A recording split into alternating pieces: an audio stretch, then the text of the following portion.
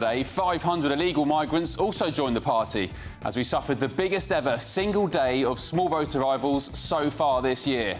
So when are our leaders going to care about our domestic problems as much as foreign wars abroad? Also tonight.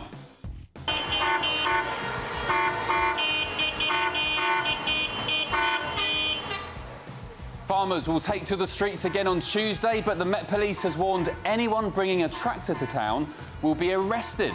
So where was that same approach to Palestine or Just Stop Oil marchers? Joining me on the panel tonight is businessman and activist Adam Brooks, the GBNews contributor Chloe Dobbs and the political commentator Andy Twelves.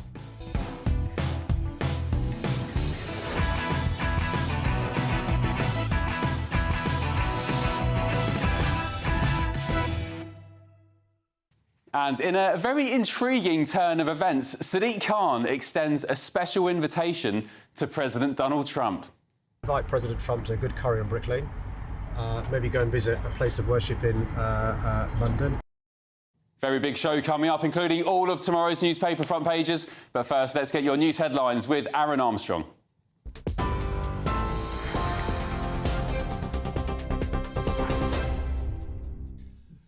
Hello, very good evening to you. Let's get you up to date with the headlines. The Prime Minister says Europe will have to do the heavy lifting as he unveiled a 4-point plan to guarantee peace in Ukraine. World leaders gathered at a security conference in London earlier and agreed to keep military aid flowing into Ukraine while the war continues, to increase economic pressure on Russia, ensure Ukraine's sovereignty and security, and deter any future aggression by Vladimir Putin. Well, the summit comes after Europe's leaders rallied round Ukraine's President Volodymyr Zelensky following his confrontation with Donald Trump at the White House on Friday. And the row has created a divide between the US and its European partners. Well, the Prime Minister rejected claims the US is an unreliable ally and says any new deal to support Ukraine must be backed by strength, with each country contributing what they can. We are at a crossroads in history today. This is not a moment for more talk. It's time to act, time to step up and lead, and to unite around a new plan for a just and enduring peace. Well, the Prime Minister has also announced a £1.6 billion missile deal for Ukraine. He says it will provide 5,000 air defence missiles, which will be made in Belfast and will create up to 200 jobs. Well, Volodymyr Zelensky met King Charles at Sandringham immediately after attending the Defence Summit in London. Charles welcomed Zelensky to the Norfolk estate for just under an hour. Ukraine's president still dressed in military attire. While a military helicopter departed the estate at around 6:30. The meeting comes days after Donald Trump was invited to the UK for an unprecedented second state visit. More than 500 small boat migrants have crossed the English Channel earlier today. It is the biggest single day of arrivals so far this year, made possible by improving weather conditions in the Channel. 5 Border Force vessels were scrambled to intercept them. It is almost double the previous record amount of arrivals when 260 people arrived on the 13th of January. Israel's blocked humanitarian aid into Gaza as it attempts to press Hamas into accepting a change in the ceasefire agreement.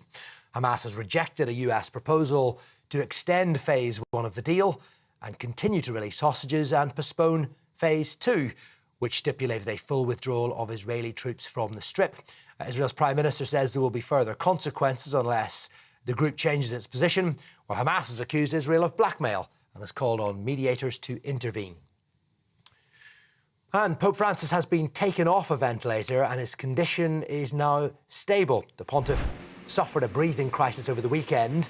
He is battling double pneumonia. He's in hospital for a 17th day now. Well, the Vatican have released a fresh health update this evening. It says, given the complexity of the clinical picture, the prognosis remains guarded.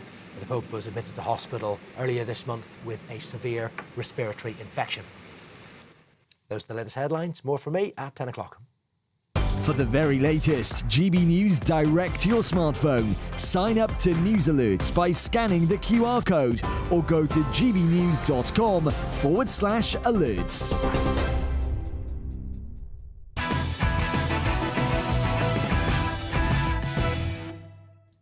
Good evening. Hope you've had a pleasant weekend. The Prime Minister today pledged British boots on the ground and planes in the air in Ukraine. as a face-off against Russia ramps up. The UK is prepared to back this with boots on the ground and planes in the air, together with others. Europe must do the heavy lifting. OK, I'm going to be brutally honest tonight. I deplore their invasion of Ukraine, but I have little interest in Russia. I also have little interest in Ukraine, other than I hope they win their war against the invaders. Israel, too, isn't my priority. Gaza isn't my problem either. And this doesn't come from a lack of empathy. I've spent many hours watching brutal videos of young Russian and Ukrainian men killing each other in filthy Donbass trenches. Some 1.5 million people have died, reportedly. Sons, daughters, mothers, fathers. I imagine the pain their families are feeling while leaders in dark suits talk about their future over expensive dinners on the continent.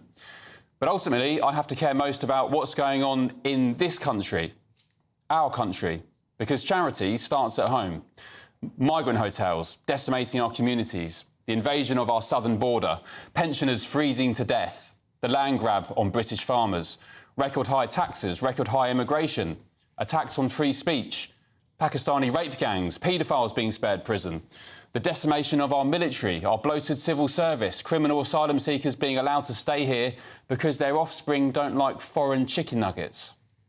I wish the Ukrainians well. I've been there before. I've spent time with their people. They are generous, they're polite, they're hardworking, and as we've seen over the past 3 years, they are courageous. But I find it hard to get impassioned about a war that's nearly 2,000 miles away, involving a country that's not even part of NATO. And I understand some people are going to be watching this now at this very moment and calling me ignorant or uninformed. I've heard the arguments. Ukraine is the last bastion against the Russians invading mainland Europe. Poland will be next, they say, then Putin is on our shores. But I also remember when we were spun into an illegal invasion of Iraq using the lie of weapons of mass destruction. So forgive me if I distrust hypotheticals. It was only a few years ago, The Guardian, of all people, were telling us Ukraine was one of the most corrupt countries on earth. And let's talk about the money, shall we, as well? How can a government plead poverty at home and, by their own research, subject up to 4,000 pensioners to a cold death by scrapping their winter fuel allowance, yet find an extra £1.6 billion down the back of the sofa today for trench and drone warfare between Slavic adversaries? And also, what happened to the £22 billion black hole? Is there a magic money tree after all? Or has all this conjecture from the government about being left in economic mess simply been political spinning and lies? His performance and approval ratings at home are poor, to say the least, but the Prime Minister has earned plaudits this week for his work on the international stage. He hosted European leaders today and declared Britain's priority was to protect a country suffering volatile times. We are at a crossroads in history today. This is not a moment for more talk.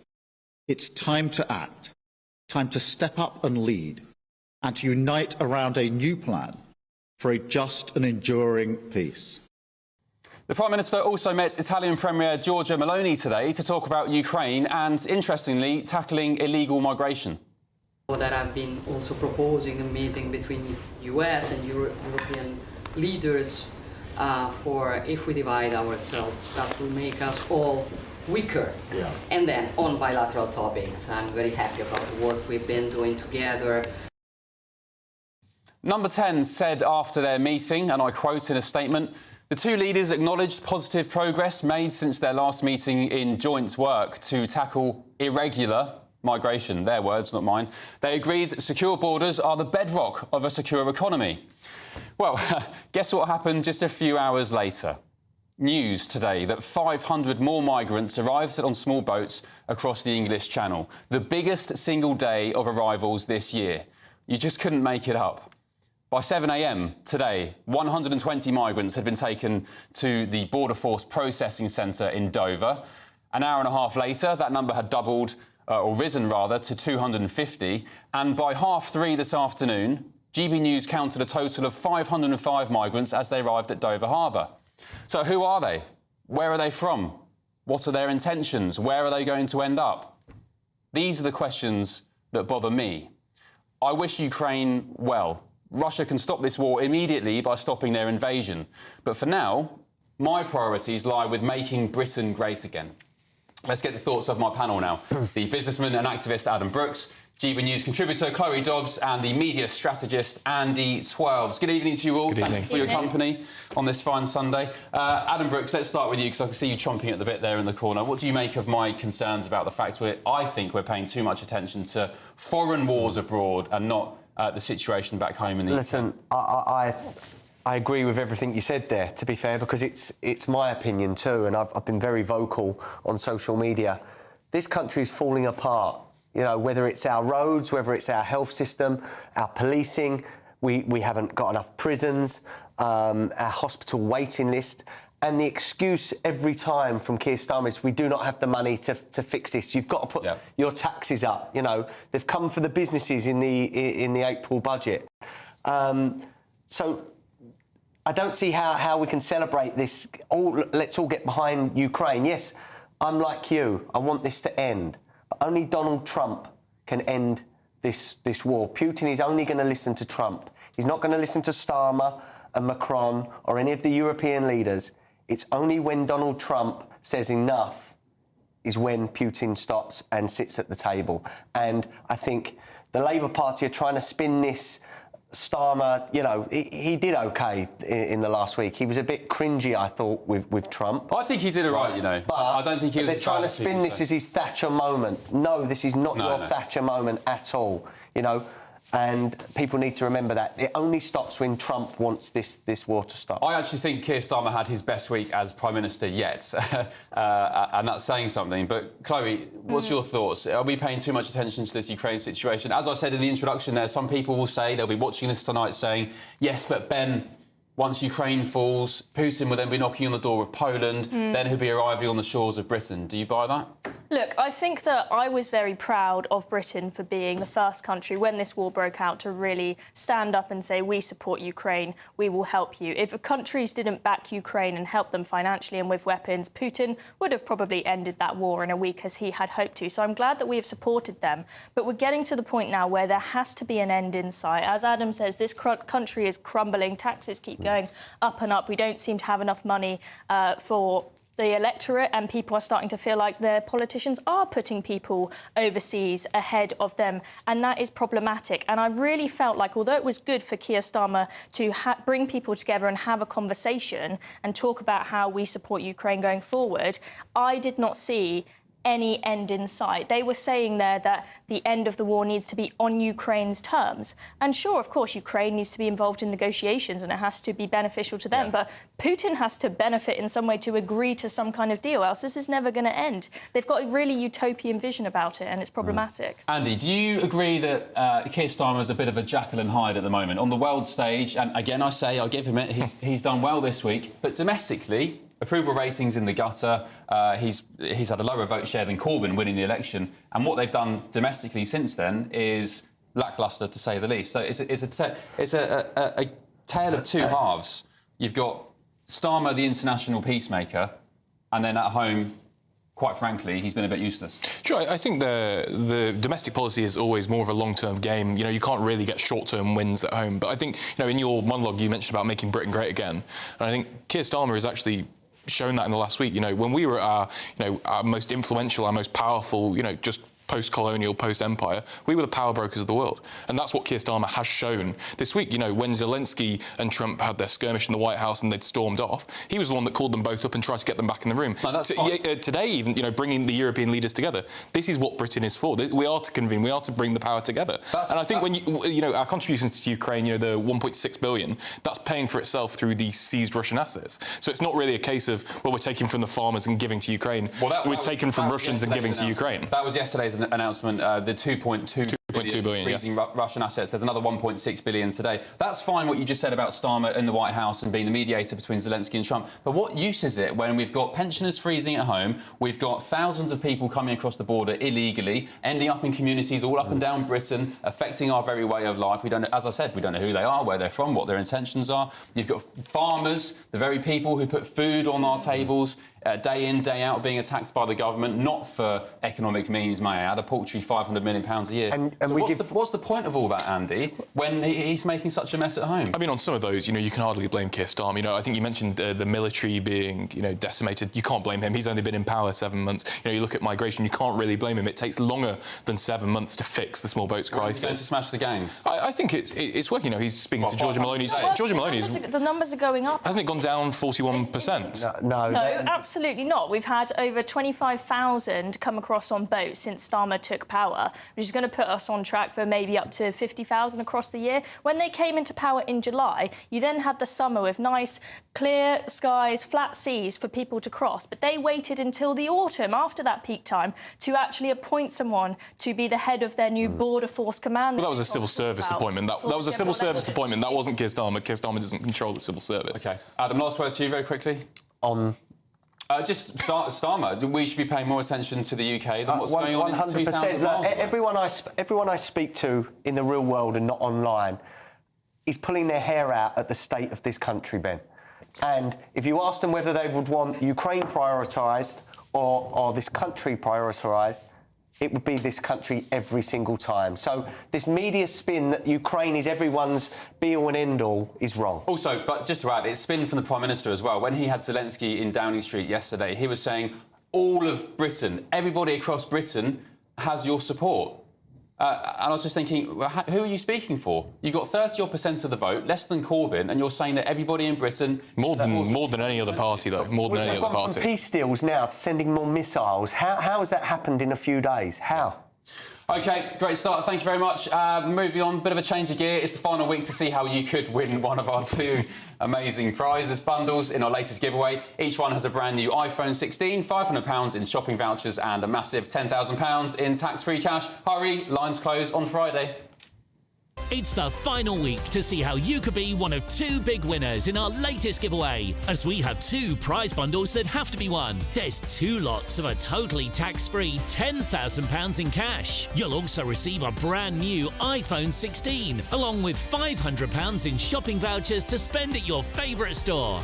Hurry, lines close on the 7th of March. For another chance to win, text cash to 63232. One entry costs £2 plus one standard network rate message, or text bonus to 63232. 5 entries cost £5 plus one standard network rate message. Go to gbnews.com/win. Entries start from just £2. Call 0903 681 3232. Calls cost £2 plus your network access charge, or post your name and number to GB11 PO Box 8690 Derby DE1 9TT. UK only. Entrants must be 18 or over. Lines close at 6 p.m. on the 7th of March. Please check the closing time if listening or watching on demand. Good luck. Very good luck to you. Up next, is the Met Police using two-tiered policing? Never, surely not. To thwart the upcoming farmers' protest in London on Tuesday by banning tractors. If you missed this, you'll get a load of it in just a second. It is quite astonishing. Stick with me. This is Benio Tonight, only on GB News.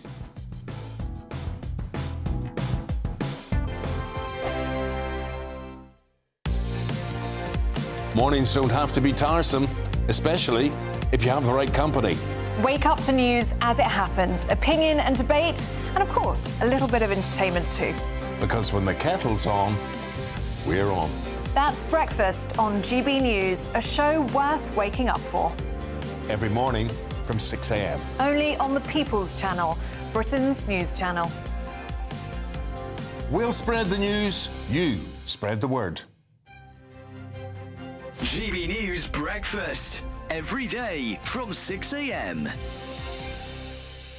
Good morning. Are you all right? I am all right. All the better for seeing you, my friend. John, you've been through so much. We've just heard there about you losing your wife and losing your daughter. I'm so sorry to hear about both of those things. And despite all of that and everything you've been through, you continue to just give back. How can you do that? Just take something so negative and turn it into something so positive? Well, Sheffield is the finest city in England. That's what I think about the Sheffield people and everybody. 250,000 I set out. I beat that. I got that. Just what's got in bucket. So I thought, well, set go, Ports a bit, are you? So you're for 500. We got that. And I thought, well, why not go say for $1 million? And we got $1 million. This is what I think about my people of Sheffield. It's just entitled My City. Sheffield, my city, that will always be home to me, no matter where I go or whatever sights I will see. Wherever I return, church bells will peal as I come home to the city of steel. A cathedral, cinemas, museums, Sheffield has such beautiful places. Home to a host of people of so many races. Living and working in perfect harmony. That's why Sheffield is the greatest place to be. Singing the praises of Sheffield, Sheffield, my Sheffield, as I go forth. For now we are the sporting city of the north. Wonderful people, so happy, so helpful, so kind. Sheffield, no better place you will find. GB News, the People's Channel. It's Patrick Christie's Tonight, and here we do things differently. It's explaining the absolute madness of this, doesn't it? It's explosive. I mean, this is very good. It's lively. 850. Your government sat there, Sean, and it did nothing. It's controversial. And the Middle East has been in turmoil since before I was born. It's everything you need to kickstart your evening. Everyone's had their Weetabix tonight. I love to see it. That's Patrick Christie's Tonight, weeknights from 9 p.m. Only on GB News, the People's Channel, Britain's news channel.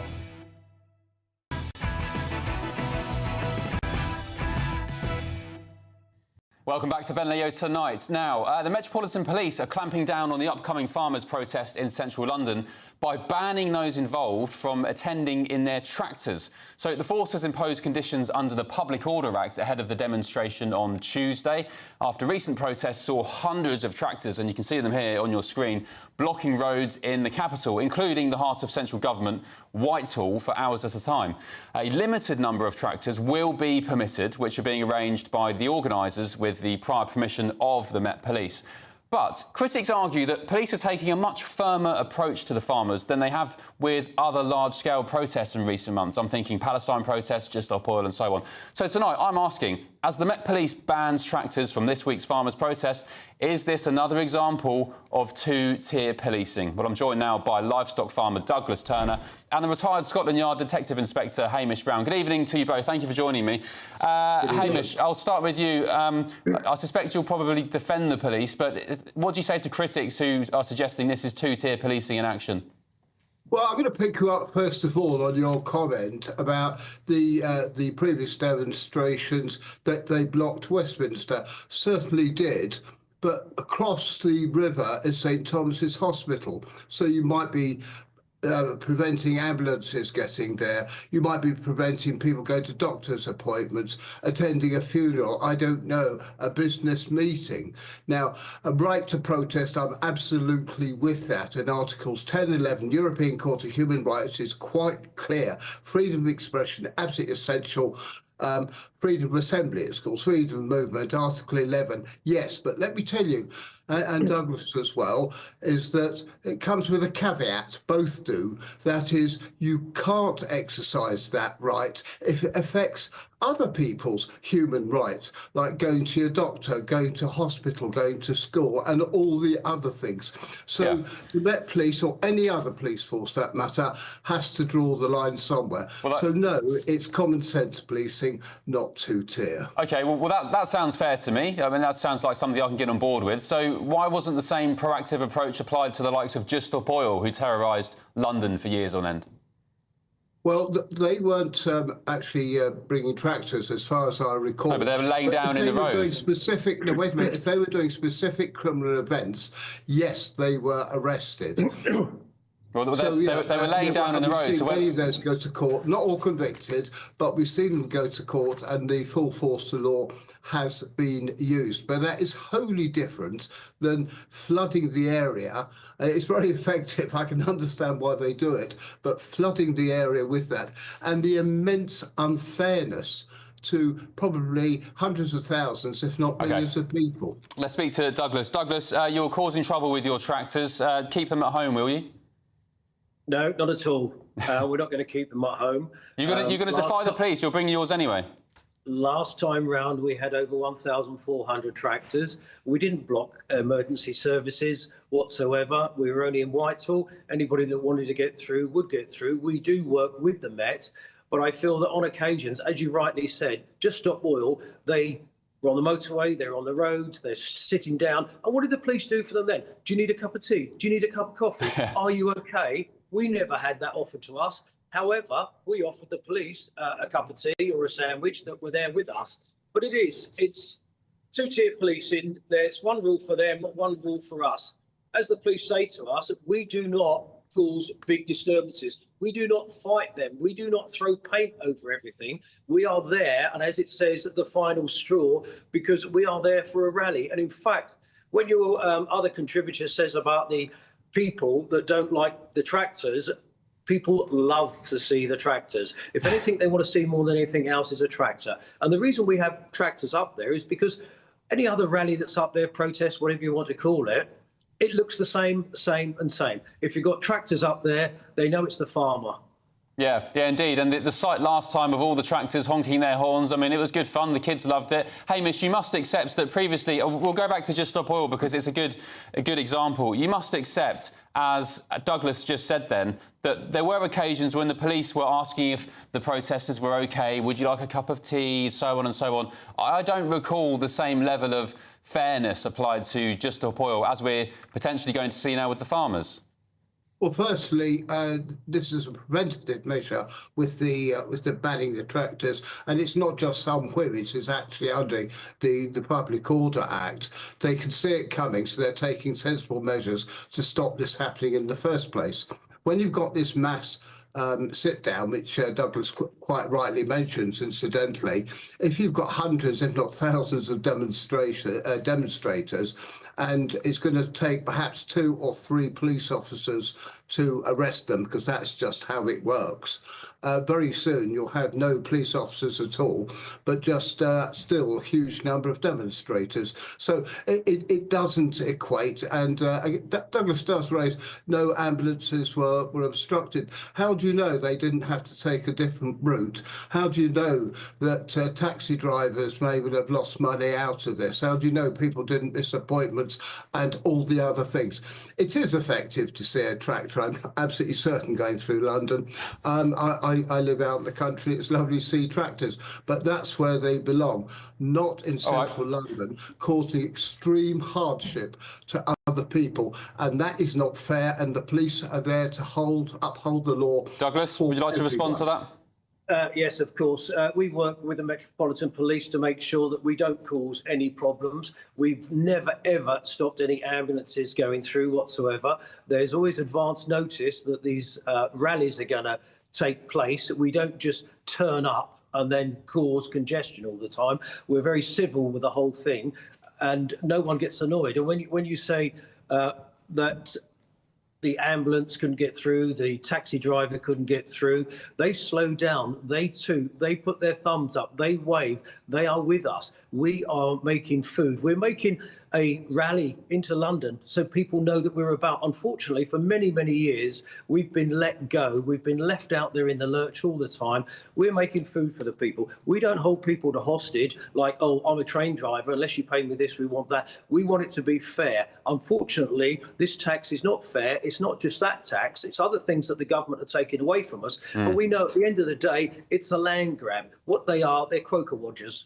Douglas, whilst I've got you, when are you going to turn the screw, you and your farmer colleagues? Because I don't think the government are listening to you. When are you going to start, and I think you'd have public support in doing this, when are you going to start disrupting supplies? I've spoken to many of my fellow farmers. We are not going to start disrupting supplies, because if we start disrupting supplies, we will fall straight into the hands of what the government want. They say, OK, the farmers aren't supplying. We're bringing more foreign imports of substandard food that's coming over more air miles that are going to cause worse problems all the time. If they have a bad harvest in their country, they're not going to have the food for us. We don't want to ramp it up to that stage the way that the French have done. Many of my colleagues, I've said to them, no, not yet, not yet. But we're not going away. OK. Douglas Turner, thank you, and retired Scotland Yard Detective Inspector Hamish Brown, thank you for your company tonight. We're interesting. Lots of you on gbnews.com/yoursay saying you support the farmers. Janet Hill, good evening, Janet. You're saying, I support the farmers. Can't get any clearer than that. Hillary, you've said the farmers were congratulated by the media for their civilised protests. They were actually being educational. They shouldn't be prevented from doing this. Keep going, farmers. We're behind you. And Catherine, good evening. You said, what's this fella got to say about the pro-Palestine mob? They've caused loads of problems for our Jewish communities and put people off going to London. Thank you for those comments. Keep them coming in. I will endeavour to read more out as the night continues. Right, coming up, figures from across the political spectrum are calling on Britain to postpone the state visit of President Trump following his massive row with Zelensky in the Oval Office this week. We've got the former head of MI6, we've got the former Defence Minister, Tobias Ellwood, and who else was on there as well? Dickie Arbiter, a big royal commentator. So lots of pressure for the UK to rescind its invitation to Donald Trump. Is that the right thing? What will the consequences be of that? We're going to discuss that next. This is Ben Leo Tonight, only on GB News. I hope it doesn't rain. Don't worry about it. It'll spoil our holiday. Relax, we're totally covered. All Clear Travel Insurance sponsors GB News Travel Destinations Forecast. Hello there, welcome to your latest winter sun forecast. Well, if you're heading towards Spain and the Canaries over the coming days, there will be some rain and potentially some strong winds around at times, but conditions will improve here as the week goes on. For parts of Central Med, generally a fine start to the week here, maybe a few showers around, and for eastern areas, certainly temperatures are beginning to climb after a cold few days. And further west, actually, sunshine by the middle part of the week for Tenerife. All Clear Travel Insurance sponsors GB News Travel Destinations Forecast.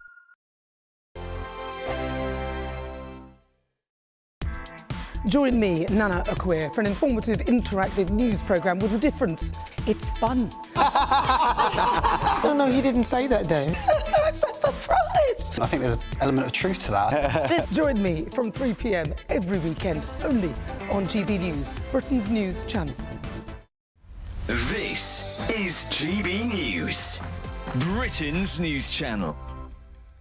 One former Royal Marine has just set up a state-of-the-art new fitness brand which combines fitness, dating, clubbing. It's all in a very unique experience. Yes, Will McLaren and co-founder Toby Spooner have managed to fuse well-being, dating and what they call community building in their new full-day event, Metrics, which also includes high-intensity workouts. Will and Toby are joining us now in the studio. Good morning, guys. Good morning, gents. Thank you for joining us.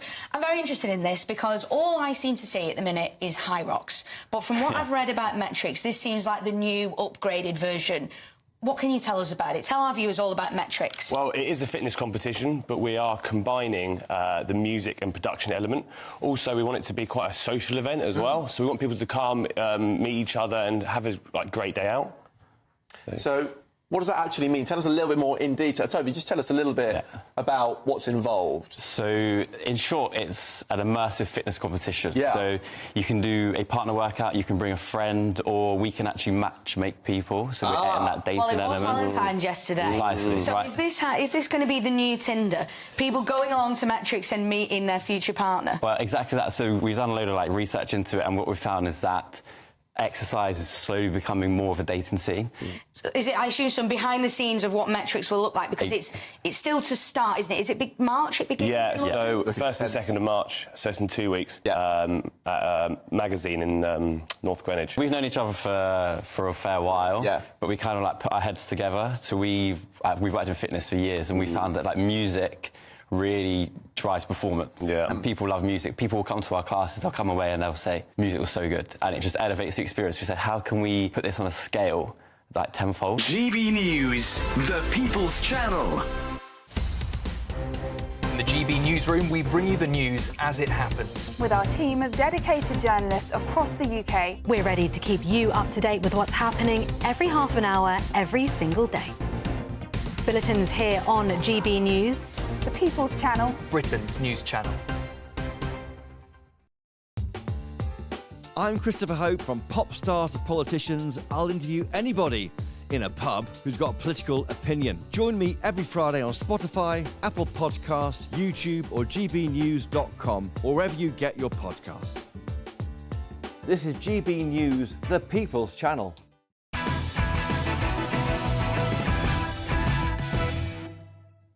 Welcome back to Ben Leo Tonight. Now, following President Donald Trump's explosive meeting with President Volodymyr Zelensky earlier this week, which sent geopolitical shockwaves all around the world, and wasn't it riveting TV, by the way, calls to cancel President Trump's state visit to the UK are growing louder. Prominent politicians and military leaders are now calling for the arrangements to be put on hold until the US president has made assurances about Ukraine's security in the face of Russia's aggression. With even royal experts warning that a Trump visit now risks embarrassing the monarchy.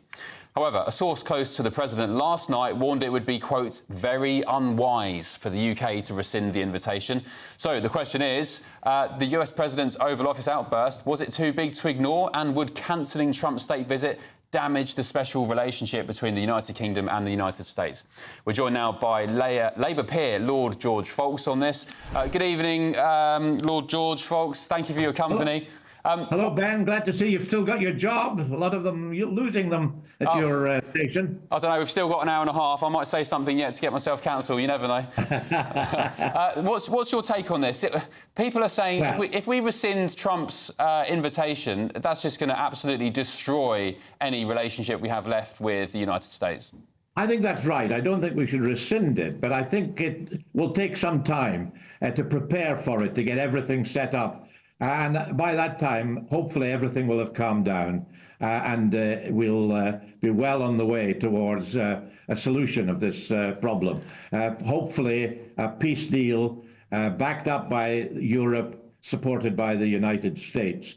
And I think that then, in 6 or 12 months' time, a state visit would be very appropriate. What do you make then of some of your parliamentary colleagues who, I mean, the Mail on Sunday front page today, for me, was extraordinary, coming out and calling for the state visit to be postponed or even cancelled in some cases. You had Richard Dearlove, the former head of MI6, you had Tobias Ellwood saying the same. That kind of rhetoric surely isn't helpful. I mean, do they not think before they contribute to stories like this?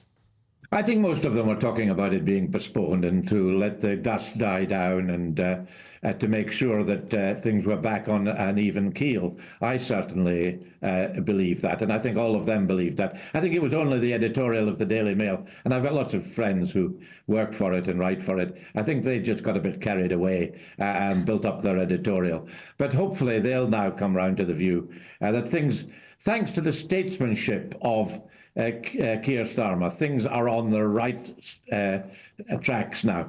And it's very interesting that Keir Starmer has been praised for his statesmanship by Kemi Badenoch, by Sir Ed Davey. Your friend Farage, Nigel Farage, doesn't seem to be able to bring himself to praise the Prime Minister for the wonderful work he's done. I mean, he really is quite an awful man that he can't bring himself to recognise what everyone else seems to be recognising. Who's awful, sorry? Nigel Farage? Nigel Farage, yes. I mean, what do you want him to say? I mean, what has Starmer achieved then, George? What's he done so far? What has he achieved? He's welcomed leaders to Downing Street. He's done a speech at the Dispatch Box, and he's gone off for a posh dinner somewhere with all the leaders. What's he achieved beyond that? Well, I think Kemi Badenoch and Sir Ed Davey and a whole range of other people, Conservatives, Liberal Democrats, many other people. I think they're all Liberal Democrats, actually. No. Just because they don't support GB News. But, you know, you're really a front for reform. We know that. And, you know, I'm doing a nice favour by coming on and talking to you. But that's funny. Hang on, let me address that. You need some balance. I was glad you had Andy on your panel. Andy's a good lad. George, when I was listening to you at 9 o'clock, he was the only one that talked sense and honesty. And he got his facts right about... Let me respond, George. So the first year or two of GB News, we were called Tory TV. then the haters call us a front for reform. I mean, you've got the likes of Miriam Cates here, who I don't think is a big fan of reform. She's penned columns on the GB News website saying how that they don't really have many policies. That time will tell whether they're capable of government. I don't believe she thinks they are. You've got the likes of Gloria De Piero, the former Labour MP, Jacob Rees-Mogg. I mean, what makes you think that this is reform TV? I don't know. I mean, maybe because Farage is one of your regular interviewers. I mean, regular presenters, and maybe because of the things you say, and maybe because he says things that support your station. I don't know. I think a lot of other people come round to the same point. Sounds of a bit flimsy, George. With respect to you, I'm not the only person who's saying that. But anyway, Ben, you're doing a good job so far. Except I listened to you at 9 o'clock, and I was counting the mistakes, the factual mistakes you made. I think I got up to 25. Well, you said 4,000 pensioners had died. Because of Let me interrupt you there. I said by Labour's own research, your own party, Lord Foulkes, when they're in opposition, they commissioned their own research saying that if the Tories scrapped the winter fuel allowance, up to 4,000 pensioners would die. That was your party, my good friend. No, yes. You said 4,000 pensioners had died. And in fact, I know what I said because I wrote it. I was one of the first people to criticise my own government for the winter fuel allowance decision. I wrote an article in The Guardian. But in fact, what they've done is they've taken account of these criticisms. And we now have got a lot of them, a lot of pensioners who've signed on for pension credit. And on the 1st of April, because of the triple lock, pensioners will get the biggest increase they've ever had. So, you know, you've got to get the balance right. And I'm afraid GB News, with the greatest of respect, doesn't seem always to get the balance right. And Ben, as I say, I listened to you were wrong on the boats, for example. Andy corrected you. I was absolutely right on the boats. We've been sending more and more people back to their country. OK, let's talk about that then, Lord Foulkes. Lord Foulkes, let's talk about that then. So you're sending more people back. Let me tell you who you're sending back. They've got Sajid Javid's brother, who is now head of the deportations department at the Home Office. They are sending back, and there's a specific term which I don't know off the top of my head, but it's essentially low-hanging fruit. It's the Vietnamese nail bar workers. It's the Albanians who aren't fleeing from war and persecution. So fine, you're sending some people back. Most of the time, you're actually paying for them to go back as well. But at the same time, you haven't smashed the gangs, and there's more coming in from the southern border. 500 today, Lord Foulkes, a record for a single day. So with respect, that's 3 points you've given me there. You've talked about pensioners. That was your own research. So, I mean, do you accept that you were wrong in trying to pick me up on that? No. Well, you said, Lord Foulkes, that I claimed 4,000 pensioners had died. I've corrected you because I wrote that introduction. It was Labour's own research. So you didn't say Labour's own research. You just said 4,000 pensioners had died because of that. I listened to you very carefully, and I'm sure you did. We're meant to be speaking about Donald Trump's state visit, Lord Foulkes. This has turned into a debate about the GB News and Labour.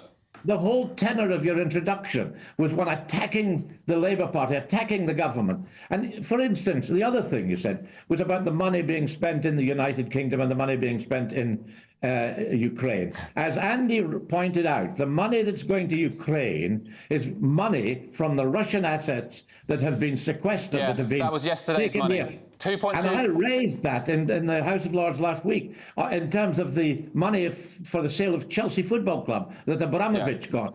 Money. Lord Foulkes, that's the kind of money that's being used to build up Ukraine. The 2.2 billion was yesterday that they announced. Rachel Reeves sat there signing the documentation with Zelensky. That was from frozen Russian assets. There's a further 1.6 billion, which is what I was referencing today in the introduction.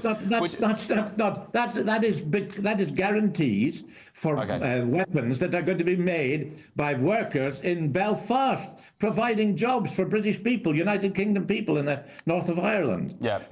So get it right, you know. You really do seem to want to undermine everything that the government does.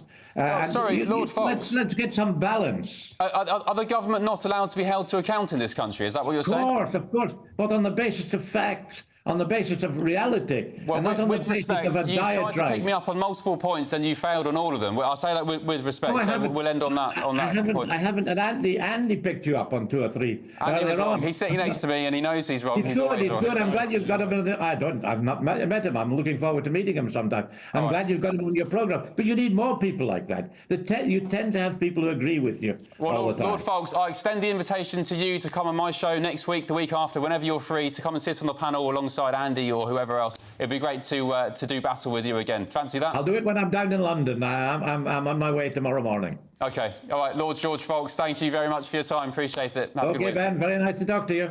Cheers. Oh, that was entertaining, wasn't it? I enjoyed that. It was good. Correct me if I'm wrong. What do you think? gbnews.com/your say. Did he defeat me there on any of those points? I don't think he did. Yeah, let us know what you think. Anyway, we move on. Northumbria police have been forced into an embarrassing apology after they hauled a lesbian woman. Do you remember this? They hauled her in for questioning over her gender-critical views on social media. A victory for free speech? I don't think so. The accused, Lindsay Smith, a Newcastle United fan, will reveal all after this short break. Ben Leo tonight. Join me, Camilla Tominey, for a frank and honest discussion with those in power that cuts through the spin and gets to the heart of the issues shaping our nation. You haven't confirmed that you want to stand as leader, but you haven't ruled it out either. This report basically says that he's not fit to stand trial. Is he indecisive? Incompetent? I deliver the dose of reality Westminster needs. That's the Camilla Tominey Show at 9:30 every Sunday on GB News, the People's Channel, Britain's news channel. Good evening. Welcome to your latest GB News weather from the Met Office. The north-south split that we've seen over the weekend does continue into the new working week, with temperatures around about average for the time of year, but they are on the rise by the time we get to next week. However, high pressure still very much in charge across the southern half of the UK. Weather fronts trying to push in from the northwest, but generally weakening as they bump into that area of high pressure. This weather front perhaps bringing some quite heavy rainfall to western parts of Scotland through Sunday evening, but that rain gradually easing as it slips its way south and eastwards.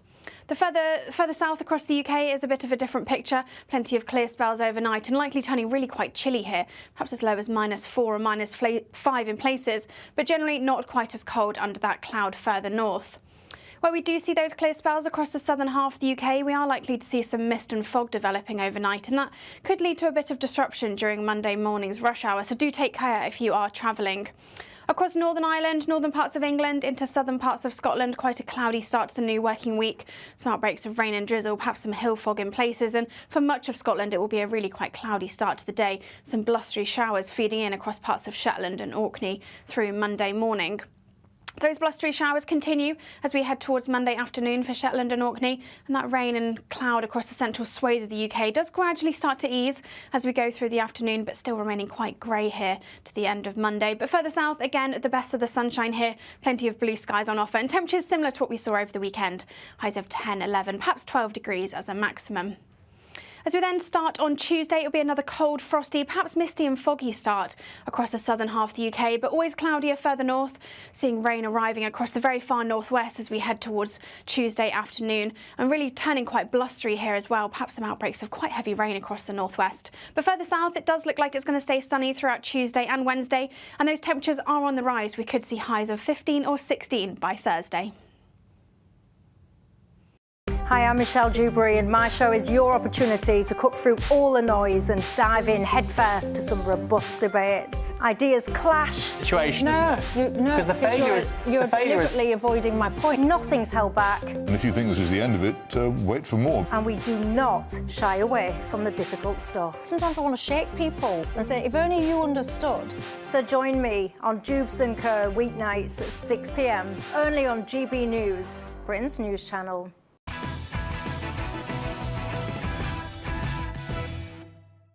Welcome back to Ben Leo tonight. Now, police have been forced into a rather humiliating apology over an investigation they mounted into a Newcastle United football fan banned by the Premier League club after she expressed gender-critical views on social media.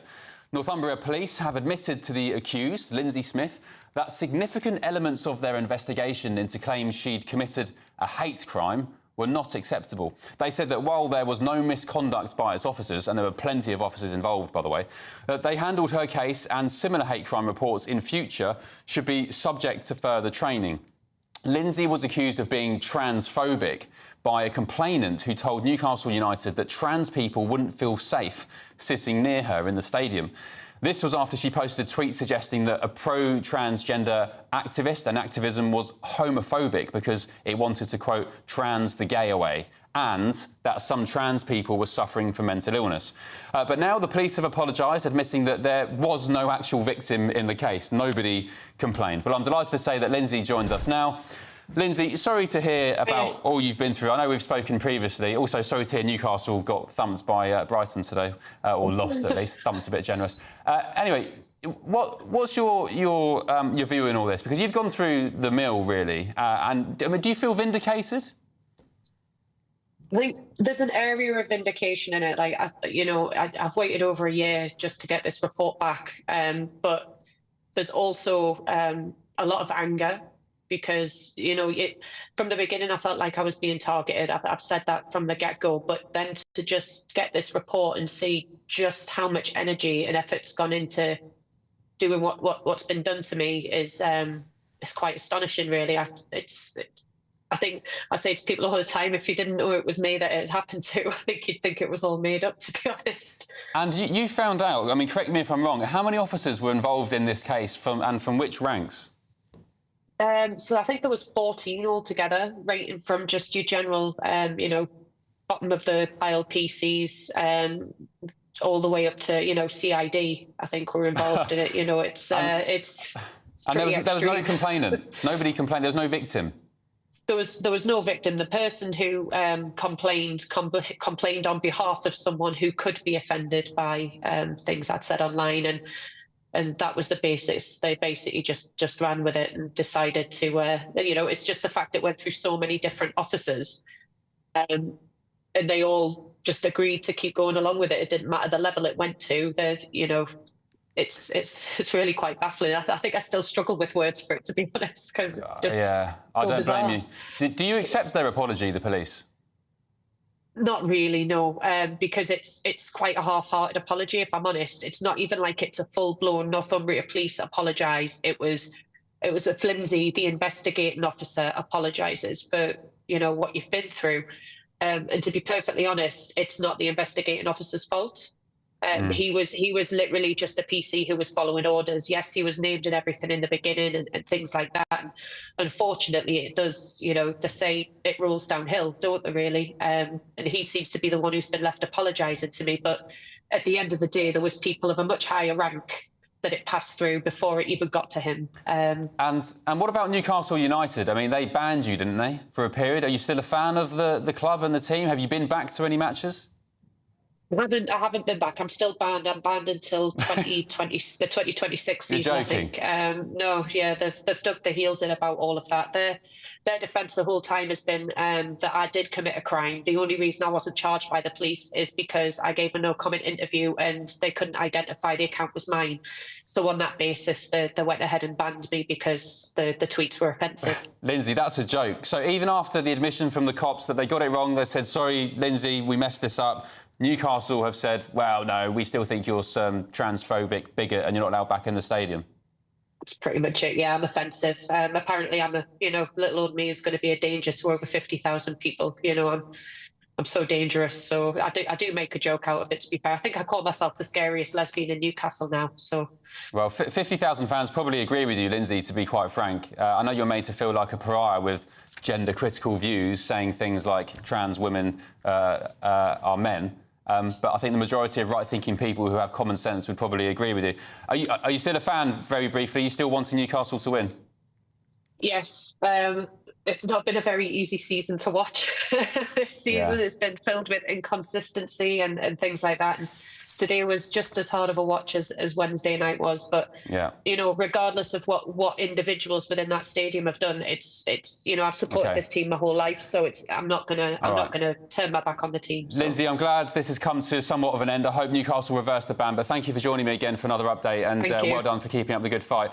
In an apology to Lindsay, Northumbria Police said the effect of these events to your personal life is neither disputed nor taken lightly. The investigating officer extends sincere apologies for the situation you have found yourself in. You are correct in stating that referred to a hypothetical victim and that the offence for which you were interviewed requires a victim. There was no victim in this crime, and questions surrounding hypothetical victim are not applicable to the offence of malicious communication. The service provided by Northumberland Police was not acceptable.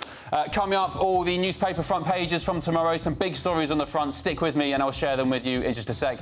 Now let's get your weather.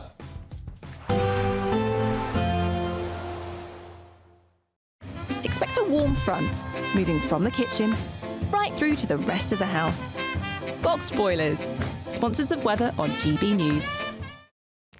Good evening. Welcome to your latest GB News weather from the Met Office. The north-south split that we've seen over the weekend does continue into the new working week, with temperatures around about average for the time of year, but they are on the rise by the time we get to next week. However, high pressure still very much in charge across the southern half of the UK.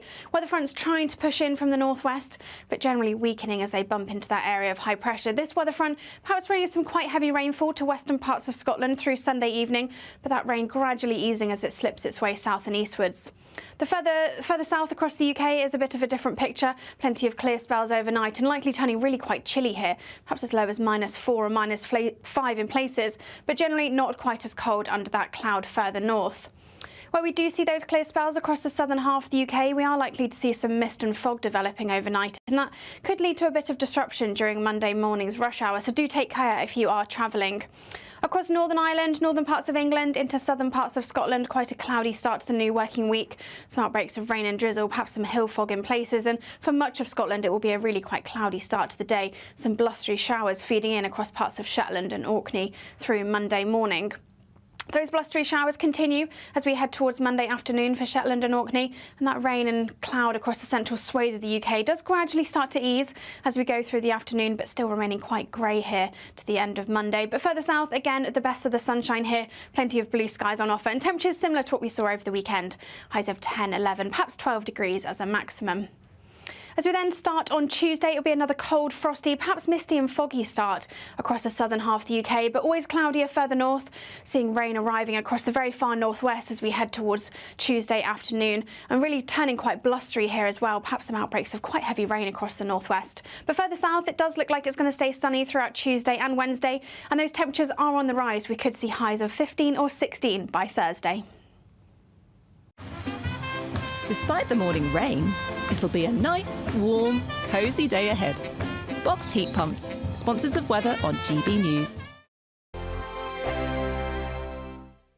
It's the final week to see how you could be one of 2 big winners in our latest giveaway, as we have 2 prize bundles that have to be won. There's 2 lots of a totally tax-free £10,000 in cash. You'll also receive a brand new iPhone 16, along with £500 in shopping vouchers to spend at your favourite store. Hurry, lines close on the 7th of March. For another chance to win, text cash to 63232. One entry costs £2 plus 1 standard network rate message, or text bonus to 63232. 5 entries cost £5 plus 1 standard network rate message. Go to gbnews.com/win. Entries start from just £2. Call 0903 681 3232. Calls cost £2 plus your network access charge, or post your name and number to GB11 PO Box 8690 Derby DE1 9TT. UK only. Entrants must be 18 or over. Lines close at 6 p.m. on the 7th of March. Please check the closing time if listening or watching on demand. Good luck.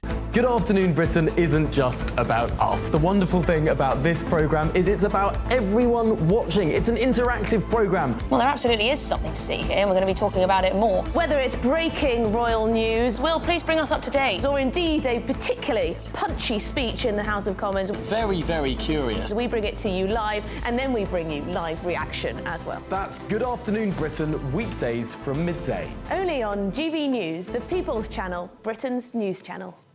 We're proud to be GB News, the People's Channel, and as you know, we always love to hear your views. Now, there's a new way of getting in touch with us at gbnews.com/your-say. By commenting, you can be part of a live conversation and join our GB News community. You can even talk to me, Bev Turner, or any of the members of the GB News family. Mornings don't have to be tiresome, especially if you have the right company. Wake up to news as it happens, opinion and debate, and of course, a little bit of entertainment too. Because when the kettle's on, we're on. That's Breakfast on GB News, a show worth waking up for. Every morning from 6 a.m. Only on the People's Channel, Britain's news channel. We'll spread the news, you spread the word. Join me, Nana Okoye, for an informative, interactive news programme with a difference. It's fun. No, he didn't say that, though. I'm so surprised. I think there's an element of truth to that. Join me from 3 p.m. every weekend, only on GB News, Britain's news channel. I'm Christopher Hope. From pop stars to politicians, I'll interview anybody in a pub who's got a political opinion. Join me every Friday on Spotify, Apple Podcasts, YouTube or gbnews.com, or wherever you get your podcasts. This is GB News, the People's Channel.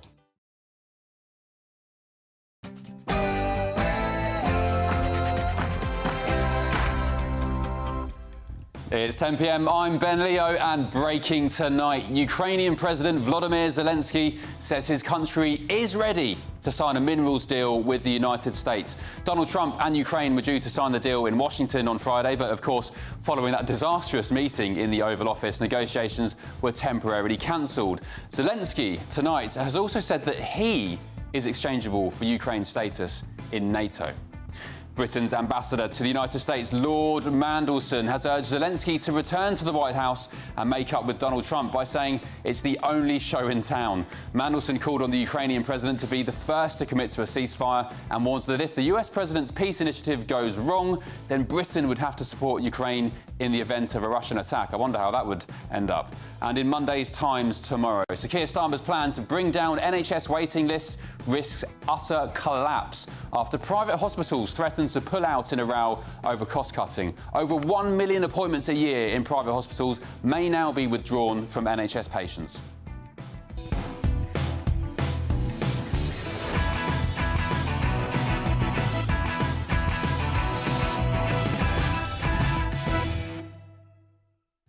And in a very intriguing turn of events, Sadiq Khan, the London mayor, remember him, he's extended a special invitation to President Donald Trump.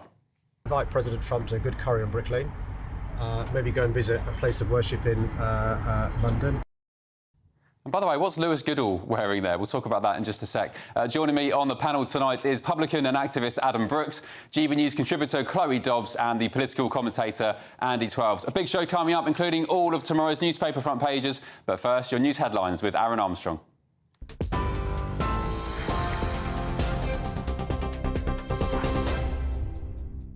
Very good evening to you. Just after 10 o'clock, our headlines. The Prime Minister says Europe will have to do the heavy lifting as he unveiled a 4-point plan to guarantee peace in Ukraine. World leaders gathered at a security conference in London earlier and agreed to keep military aid flowing into Ukraine while the war continues, increase economic pressure on Russia, ensure Ukraine's sovereignty and security, and deter any future aggression by Vladimir Putin. Well, the summit comes after Europe's leaders rallied around Ukraine's President Volodymyr Zelensky after his confrontation with Donald Trump at the White House on Friday, which has created a divide between the US and its European partners. Well, the Prime Minister rejected claims that the United States is an unreliable ally and says any new deal to support Ukraine must be backed by strength, with each country contributing what they can. We are at a crossroads in history today. This is not a moment for more talk. It's time to act, time to step up and lead, and to unite around a new plan for a just and enduring peace. The Prime Minister also announced a £1.6 billion missile deal for Ukraine. He says it will provide 5,000 air defence missiles, which will be made in Belfast and will create up to 200 jobs. Well, Volodymyr Zelensky met King Charles at Sandringham immediately after his attendance at the Defence Summit in London. Charles welcomed Mr Zelensky to the Norfolk state for around about an hour. Ukraine's president, as you can see, still dressed in his military attire. Well, their meeting comes days after Donald Trump was invited to the UK for an unprecedented second state visit. Zelensky has since said in the past hour that the minerals deal is now ready to be signed as he looks to put that White House spat behind him. Israel has blocked humanitarian aid into Gaza as it attempts to press Hamas into accepting a change in the ceasefire agreement. Hamas has rejected a US proposal to extend phase 1 of the deal and continue to release hostages and postpone Phase 2, which stipulated a full withdrawal of Israeli troops from the Strip. Well, Israel's Prime Minister says there will be further consequences unless the group changes its position. Hamas has accused Israel of blackmail and has called on mediators to intervene. A British-Israeli woman held hostage by Hamas for 15 months says her scars represent freedom, hope and strength. Emily Damari has undergone surgery for injuries sustained during the October the 7th attacks when she was shot and taken hostage. Ms Damari, who has 2 fingers missing from her left hand, said she was held for 471 days with severe injuries and little medical treatment. Finally, celebrities are beginning to arrive on the red carpet for the Oscars, Hollywood's biggest night of the year. British stars Ralph Fiennes, Cynthia Erivo and Felicity Jones will be hoping for success in the acting categories at this year's ceremony. Now, there are 10 films up for the Best Picture Awards, so that's anyone's guess. And the talk show host, Conan O'Brien, is going to be hosting proceedings. It all gets underway at about midnight. That's it for the moment. I'll be back with more at 11 o'clock. For the very latest GB News direct to your smartphone, sign up to News Alerts by scanning the QR code or go to gbnews.com/alerts.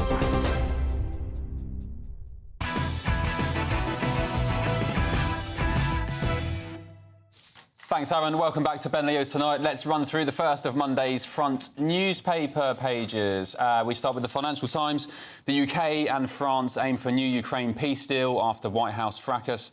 And down the bottom there, Barclays loses out to Lloyds as HMRC reshuffles a £334 million banking contract. And just on HMRC, I'll mention it, we haven't got the front page just yet. There's a story in the Times tomorrow that MPs and the royal family apparently have a fast-track telephone number to get in contact with HMRC to deal with their queries. So handy for them. If you've ever tried to get hold of HMRC in recent weeks for your self-assessment, I don't think you can describe that as fast-track.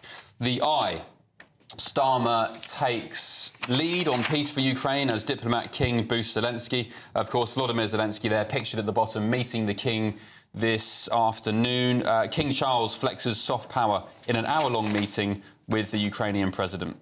The Independent, again, fronted by that massive picture of the King and Zelensky. You have to say the Ukrainian president looking far happier with King Charles there rather than he did in the Oval Office with J.D. Vance and Donald Trump. The headline reads, Europe to do the heavy lifting as the Prime Minister pledges missiles for Ukraine.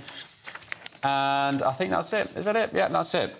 So the big breaking story from, I'd say, the last half an hour or so, Zelensky himself, the Ukrainian president, says his country is now ready to sign that minerals deal with the United States. America and Ukraine were due to sign, of course, the deal in Washington on Friday, but following the disastrous meeting, negotiations were temporarily cancelled. And if you remember, they were kicked out of the White House, pretty much. The Ukrainian delegation were due to have lunch there with the Americans, but after that, I describe it as a cage match in the Oval Office. They were told to leave the White House. There's no lunch. Go and get your own lunch. Go to Subway or something. Zelensky has also said that he's exchangeable for Ukraine's status in NATO, so it seems he's willing to move on that. Britain's ambassador to the United States, Lord Mandelson, has urged Zelensky to return to the White House and make up with Donald Trump by saying it's the only show in town. And Lord Mandelson called on the Ukrainian president to be the first to commit to a ceasefire and warns that if the US president's peace initiative goes wrong, then Britain and the United Kingdom would have to support Ukraine in the event of a Russian attack. Let's get the thoughts now of my panel. Businessman and activist Adam Brooks, GB News contributor Chloe Dobbs and the media strategist Andy Twelves. Welcome back, panel. Andy, very quickly, what did you make of that Lord Fox interview? He kept referencing you, but your body language seemed to suggest that he was wrong. I don't know, Lord Fox, I'm a big fan of his work in the new Labour government. I think, it is... I think the government should be held to account, but, oftentimes I think GB News find the balance well, but sometimes not as well. But I think, his comments... we love free speech here on GB News, and he's more than welcome to entitle them. And I look forward to seeing him on your show in the flesh here. Yeah, the invitation is genuine, it extends. OK, let's talk about this breaking story. Adam Brooks... Chloe, let's start with you. Sorry, ladies first. Excuse my bad manners. Zelensky, in the last hour or so, has said that he's ready to sign that deal. He just wants the Ukrainian side to be heard a bit more. But he said he is ready. He's ready. Despite the fracas in the Oval Office, he's ready to get this over the line. That news is a big relief to me because I was really concerned after seeing that bust-up between the two. People have got different opinions as to whose fault it was that it all broke out in this big fight, but at the end of the day, we need these two people to get along if we're ever going to end the bloodshed in Ukraine. Zelensky really needs to get along with Trump because, you know, he's the most powerful guy in the West. They are so dependent on the US support. He's got to get back and sit down and have a conversation with him. So fingers crossed, things can be on more amicable terms in future. Adam? Yeah, look, again, with American officials on the ground in Ukraine, Putin is never going to take another inch past the agreed line. So, again, it is Trump or no one, really, for a peace deal. It has to be on Trump's terms. Obviously, it has to work for Ukraine and for Putin. But I can't say enough. The ceasefire only happens with Trump. And we can't start alienating him and all getting together and pushing back against Trump, cancelling state visits. That's just going to poke the bear and it's going to make us all poorer and the world less safe. Honestly, the idea of cancelling a state visit you've just extended to Donald Trump, for me, I mean, I have to respect these people because the former head of MI5, Tobias Ellwood, you know, he's a former government minister, Dickie Arbiter, a very respected royal commentator, but despite that and despite their titles, I just think, what is the logic? What are you thinking of? Their ivory towers. A state visit, or even postponing a state visit to a man who loves the royal family. It's no secret that he absolutely admires the Queen. His mother lived in Scotland. You know, Andy, what's the thinking behind that? For me, it's just baffling that people in their position and of their rank would even consider such a thing. I think they're probably considering, you know, seeing how JD Vance and Trump acted so, you know, as they wanted, really, as they reacted in the Oval Office. They probably wouldn't want to put the royal family in that position. You know, the last thing we'd want, you know, the royal family is one of our, you know, best diplomatic tools. You know, no other country really has the prestige that our royal family has. Do you think he's been overused a bit, the King, this week? Because we had the letter from Keir Starmer in the Oval Office saying, here you are, here's a state visit, and then, of course, Zelensky today meeting the King. I don't think overused, but I think it would be unwise for the government or for anyone really to put the King and the royal family in a position where, you know, he might be getting into personal details and his personal views on Ukraine, because you know what Trump is like. He'll go absolutely shocked if Trump got in a big shouty row with the King. Well, you would have said that about Zelensky previously, to be fair. He absolutely adores our royal family. He's a very charming man. Yes, he may have got a bit fiery with Zelensky, but he will have an absolutely lovely visit with the King, I think. And I think that it is just self-harm for people in Labour to be coming out saying, oh, we can't invite this scary man to the UK. Well, this wasn't Labour. This was Kemi Badenoch's Tory party. This was Alicia Kearns, shadow foreign minister. This was the Mail on Sunday. Hardly Labour people. Yeah, anyone on either side. You've got people on both sides saying that this is a scary man we can't have coming to the United Kingdom. They'll happily have people from China. They'll happily have people from Saudi. Yes, maybe it is living in a. They're our biggest trade partner, America. You know, and now they're sort of going on a trade war with the EU, possibly hitting them with 25% tariffs. Can you imagine we suddenly annoyed him and out of spite, because he would do that, put those tariffs on us? Economically, it would be a disaster for us, and this country is already poor enough. We don't need to self-harm. I think that Starmer is realising it. The fact that Starmer and David Lammy, who have both said horrendous things about Trump in the past, clearly absolutely loathed him, have been able to change tune, sit down at the table, pretend to be bestie mates with him because they realise it is crucial for the future of this country. They've realised how important Trump is. What I really want to see, that clip with Lewis Goodall, Sadiq Khan, I want to see Sadiq Khan and Donald Trump in Bengal Village on Brick Lane, incredible owner, Mr. Raj, is a social media icon. That's what I want to see. I want to see him and Sadiq Khan sat down there. We'll show you the full video of that. I mean, I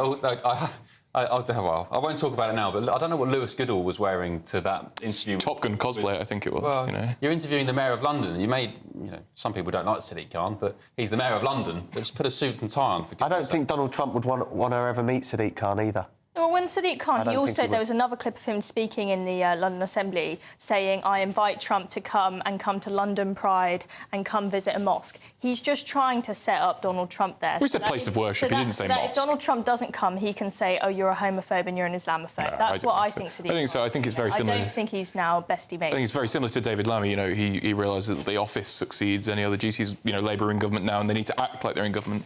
OK, Oh, I was going to squeeze this one more story in. Private hospitals threaten to refuse NHS patients in a massive row over costs. It threatens to bring down Keir Starmer's pledge to slash waiting lists. I think he has made some progress on that front. We're going to hold that for the after the break, amongst other things, because it's the final week to see how you could win one of 2 amazing prize bundles in our latest giveaway, an iPhone 16, 500 quid in shopping vouchers and a whopping 10k in tax-free cash. The lines close on Friday. Here's the details. It's the final week to see how you could be one of 2 big winners in our latest giveaway, as we have 2 prize bundles that have to be won. There's 2 lots of a totally tax-free £10,000 in cash. You'll also receive a brand new iPhone 16, along with £500 in shopping vouchers to spend at your favourite store. Hurry, lines close on the 7th of March. For another chance to win, text cash to 63232. One entry costs £2 plus 1 standard network rate message, or text bonus to 63232. 5 entries cost £5 plus 1 standard network rate message. Go to gbnews.com/win. Entries start from just £2. Call 0903 681 3232. Calls cost £2 plus your network access charge, or post your name and number to GB11 PO Box 8690 Derby DE1 9TT. UK only. Entrants must be 18 or over. Lines close at 6 p.m. on the 7th of March. Please check the closing time if listening or watching on demand. Good luck.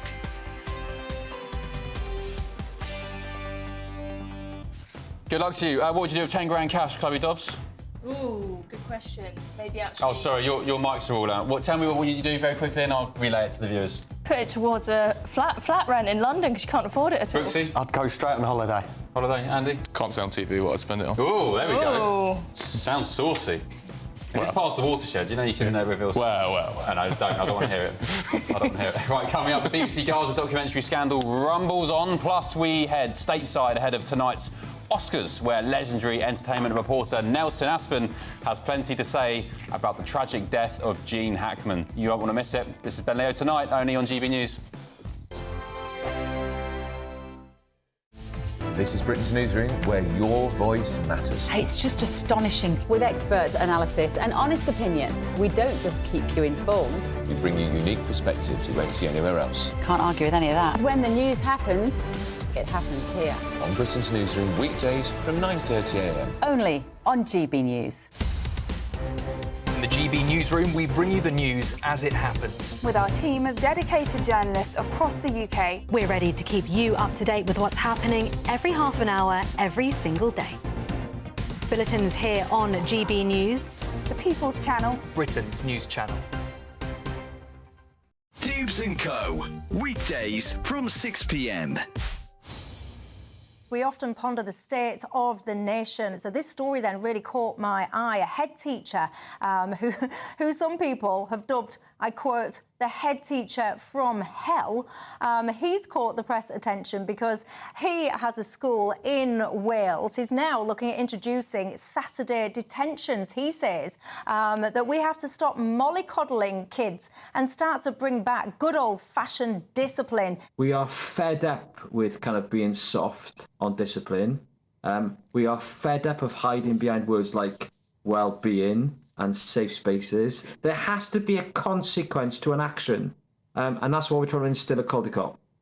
And tell me about the parents of some of these kids, because I would argue that much of the breakdown in society does come now. You see these kids on public transport, they don't have earphones in, they just listen to their music, they've got no respect for their elders. I know I sound like an old fuddy-duddy, but it all seems to have kind of broken down. And then I find myself, Alan, thinking, well, what are the parents doing in all of this? Are the parents supportive of your approach or not?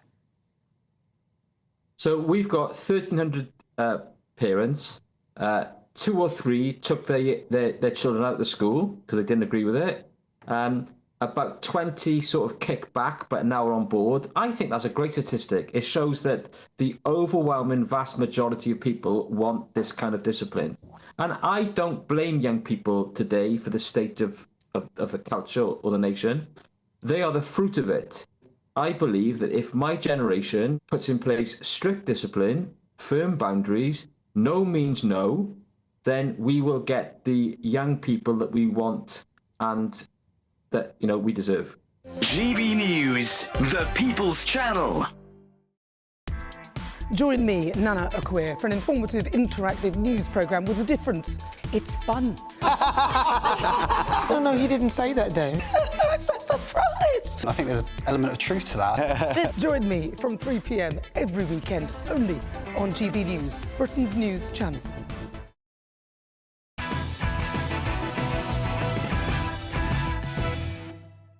Welcome back. More front pages are in. Let's start with the Metro. The headline is "Send him victorious." King Charles with Ukraine leader as the Prime Minister warns of once-in-a-generation movement for peace. And the Daily Express: time for talk is over. Europe must step up. And again, that picture of the King and Zelensky being used. Right, slight change in the news agenda, which is news to my ears, welcome news. Anyway, tonight's Oscar Academy Awards are about to kick off stateside, and we've bagged a coveted slot with one of America's leading entertainment reporters to lift the lid on what to expect. Nelson Aspen, thank you for joining me tonight. Good to see you again, my friend. How long did you do the Hollywood beat for Sunrise Australia? And before that, one of your British morning shows as well. So I've got 30 years logged into the Hollywood scene. And this year's 97th Annual Academy Awards, which will kick off in less than 2 hours, we should note that it now starts earlier than it used to because they're so desperate to try and get the audience to stay in for the ratings because the show goes on so long and long and long. They upped the nominated film category from 5 nominees to 10, trying to get more fan interest from the viewing audience. But the fact is, Hollywood's liberal take on what constitutes a good film, they don't tend to nominate blockbusters. So people are just not as interested in this. And for all of my years of paying attention to every single nomination, every single red carpet fashion look, and all of that, now I'm interested in the more political aspect of this. Ever since Sean Penn donated his Oscar to Zelensky, we look at a much more political climate, and I'm curious to see what performative virtual signaling we're going to get from Hollywood tonight, whether that's pro-Palestine, pro-Ukraine, I don't know, but that's what's really going to be captivating my interest tonight, mate. Yeah, I know. They don't read the room, do they? They think that just by moving the Oscars forward a bit, the ratings will recover. I mean, how about thinking about stop being so, so manically liberal and woke and preaching to people? Anyway, Nelson, talk us about some of the nominees tonight. Wicked is up for an award. Wallace and Gromit, the great British institution, is also up for an award. Tell us. I know how fond you are of Wallace and Gromit, and of course, Vengeance Most Foul is up for the coveted best nominated animated feature. And what's interesting about Wallace and Gromit films is they always get nominated. And they've already, the creators have already made their way to the red carpet, holding little miniature Wallace and Gromits there as well. I think they're going to face the toughest competition from Inside Out 2, only because Inside Out 2 has made well over $1 billion globally. Yeah. And a lot of the art films don't make box office, and Hollywood needs to reward some blockbusters, and I think that's why that. Cynthia Erivo may take it home for Wicked, although there's a lot of upswell behind Demi Moore as her first nomination for The Substance, and she's just been such a fixture of Hollywood. People feel an affection for her, a nostalgia for her, but Wicked is one of the few nominated films that was a box office success as well, Ben. Nelson, I have to say, Wicked is my favourite musical. I've seen it maybe 4 or 5 times, and I love the soundtrack. I love it. But with these two, Cynthia and I've forgotten her name now. Ariana Grande. Sorry, Ariana. They've ruined it for me, I'm afraid. I'm sorry. Well, when you come back to New York, we'll go see the stage musical. I think it's probably, it's less of a spectacle, but it's probably more palatable. Tell us about this Gene Hackman situation, Nelson. What's going on here? There seems to be some bizarre commentary and theories going around. What are the facts? What do we know about Gene Hackman? And his wife and dog also found dead. That's correct. They were very reclusive, and they were Gene Hackman, of course, was 95 years old, and they have been examining his pacemaker that kept his ticker going. Apparently, he has been dead for quite some time. And the speculation, once they ruled out carbon monoxide poisoning, was that perhaps he had had a medical episode, and in her rush, the wife's rush to get him the medication, she may have had a medical episode or an accident in the bathroom. So they were both found expired, along with a dog that was in a kennel near the wife. And if it was a length of time, which could have been anywhere from 9 days to 2 weeks, the dog would have tragically also perished by being locked in the cage without food or water for that amount of time. So lots of investigation still to come, autopsies yet to come, and we'll get to the bottom of that. But the important thing in terms of tonight's Oscars is Gene won 2 Academy Awards for Unforgiven and The French Connection, of course. He was much loved by all of his colleagues as well as audiences, and Morgan Freeman, his co-star and friend, is expected to give some kind of tribute. We can also look for some heartfelt moments regarding the Hollywood's devastating losses from the recent wildfires. So those are Gene Hackman and wildfires are at least something that the Hollywood community can unite around. Yeah, great stuff. All right, Nelson, are you, just finally, are you kind of longing to be there as you have done for so many years on the red carpet, or are you happy in your apartment in New York? I always say that the red carpet is red because of all the blood spilled by competitive journalists. So I am very happy to be here with a pizza on the way. New York pizza. You can't beat it. Nelson Aspin, thank you. Great to speak with you, and enjoy the ceremony tonight. Cheers, mate. All right, coming up, what on earth is going on here?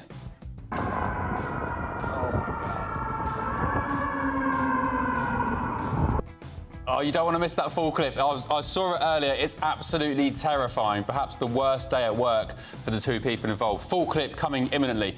Plus, why has net zero made us poorer? And the BBC Gaza documentary scandal rumbles on. A massive update coming in just a minute on the front page of the Daily Telegraph. It gets worse and worse for the BBC, unfortunately. See you in 3 minutes. It's Patrick Christie's Tonight, and here we do things differently. It's explaining the absolute madness of this, doesn't it? It's explosive. I mean, this is very good. It's lively. 850. Your government sat there, Sean, and it did nothing. It's controversial. And the Middle East has been in turmoil since before I was born. It's everything you need to kickstart your evening. Everyone's had their Weetabix tonight. I love to see it. That's Patrick Christie's Tonight, weeknights from 9 p.m. Only on GB News, the People's Channel, Britain's news channel. Britain's newsroom, weekday mornings from 9:30. Could Doctor Who be for the chop after more than 60 years? Well, here to explain why there's a lot of rumour, a buzz about this story is the GB News entertainment editor, Alex Davies. Alex, welcome to the show. Thank you for having me. What on earth is going on? Well, this has all sort of come around because reports have emerged that the lead actor, Ncuti Gatwa, is planning on leaving. He's only been there for 2 years, but apparently he's already eyeing up the exit door. He wants to reportedly set up a new life in LA. He's got countless Hollywood opportunities lined up for him, according to reports. And the reports are also suggesting his team aren't too fond of some of the woke storylines that have emerged in the last few years. The series has come under fire a number of times. There's been several storylines that have been criticised for pushing certain narratives. They cast a black actor as Isaac Newton for one. There are other examples, including misgendering aliens. Do aliens have gender? Well, you'd be surprised, apparently. There's one called a meep that David Tennant, who briefly reprised his role before Ncuti, he got the meep their gender wrong and was pulled up about it by a trans character. Just very forced, it seems. Very forced. Oh, we need to get in the gender nouns and the pronouns. But there was also a bit of heat just for having a female doctor, wasn't there? Jodie Whittaker. There was, but I feel like that's always going to get heat.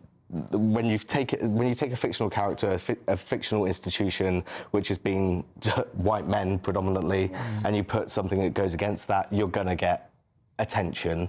This one in particular, like I say, with these sort of storylines, has garnered more attention than most. GB News, the People's Channel.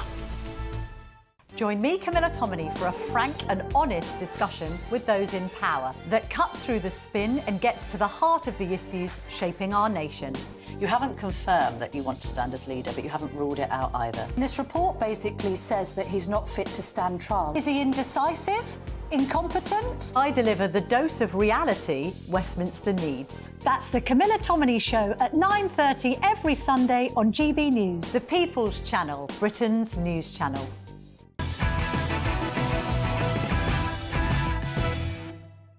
Welcome back to Ben Leo Tonight. More front pages have just dropped. Let's start with Monday's Daily Telegraph. The headline reads, "We are at a crossroads in history, Keir Starmer tells Europe."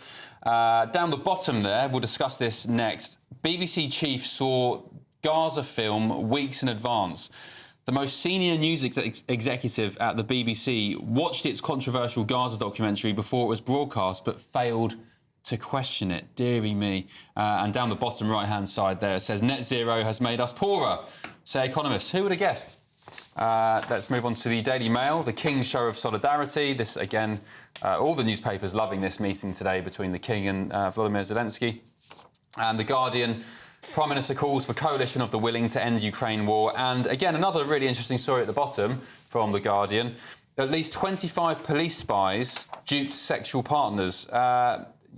They infiltrated political groups, police, and then formed sexual relationships with members of the public without disclosing their true identity. We'll talk about that as well. Let's kick off, though, with this Daily Telegraph story about the BBC's Gaza/Hamas documentary. Welcome back to my panel, Adam, Chloe, Andy. Guys, this is pretty damning for the BBC. So a senior news executive saw the documentary. Deborah Turness, her name was, the chief exec of BBC News and Current Affairs.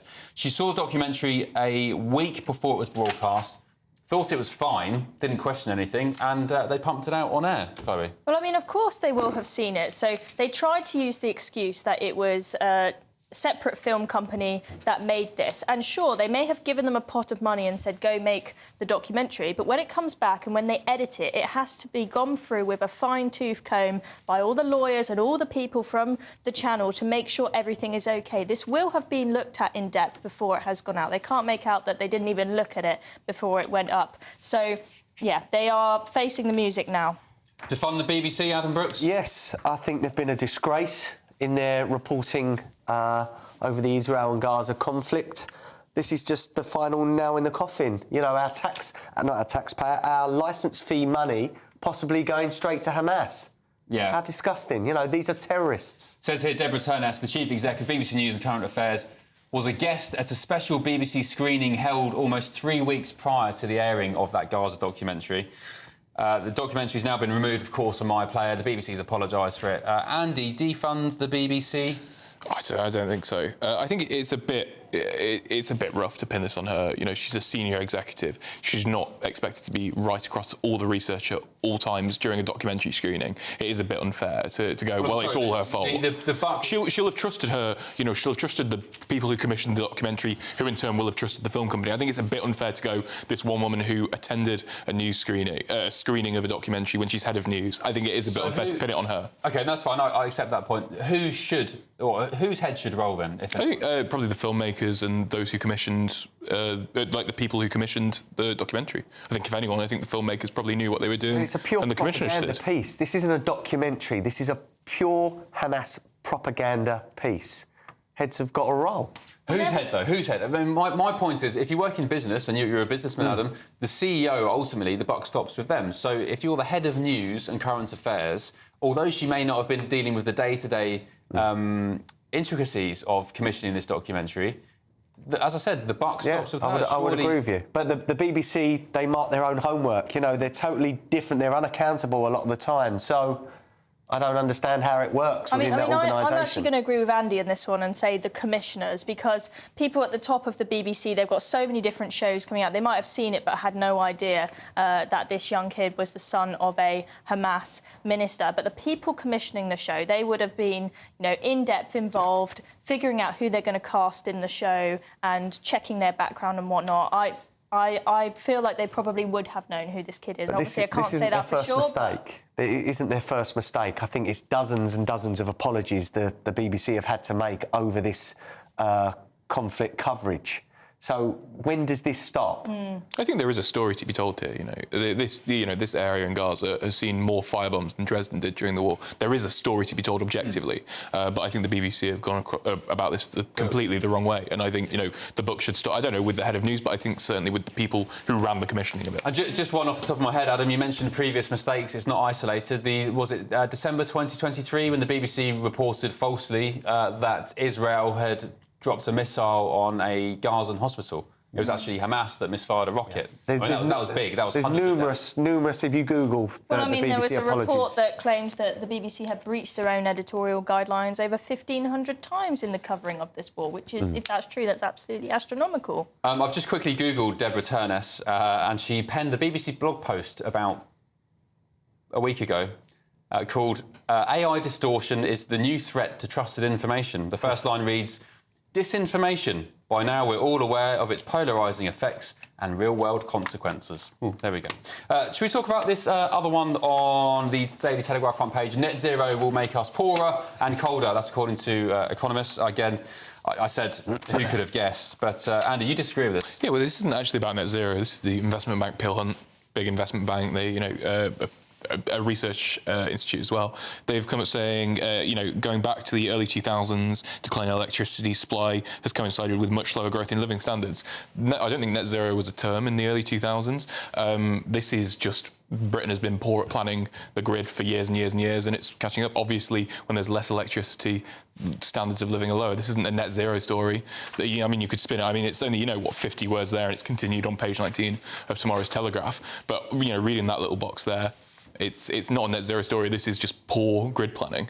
It's not shocking. I mean, I will give you that the grid is an absolute mess, and people have to wait ages to be hooked up to the national grid if they set up some wind turbines or whatnot. But with net zero, I agree that renewables are going to get cheaper over time whilst fossil fuels will get more expensive. That is the way the world is going long term. But we are doing things in the name of net zero that are simply self-harm and are not reducing the amount of carbon in the atmosphere. But that's not what this report is about, though. That's the thing. Yeah, I know, but closing down steel plants, right, just to ship it in from abroad makes no sense. You don't have to sell reindustrialisation to me. I completely agree. Putting cement down the last gas wells in this country at a time when we are still reliant on fossil fuels, we are nowhere near capable of completely relying on renewables at the moment, is absolutely bonkers. Meanwhile, Ed Miliband is saying, oh, we're pursuing net zero so that we don't have to be reliant on Putin. It's like, well, you're putting cement down the last gas wells we have. That's going to make you more reliant on gas from abroad. It's bonkers. Adam,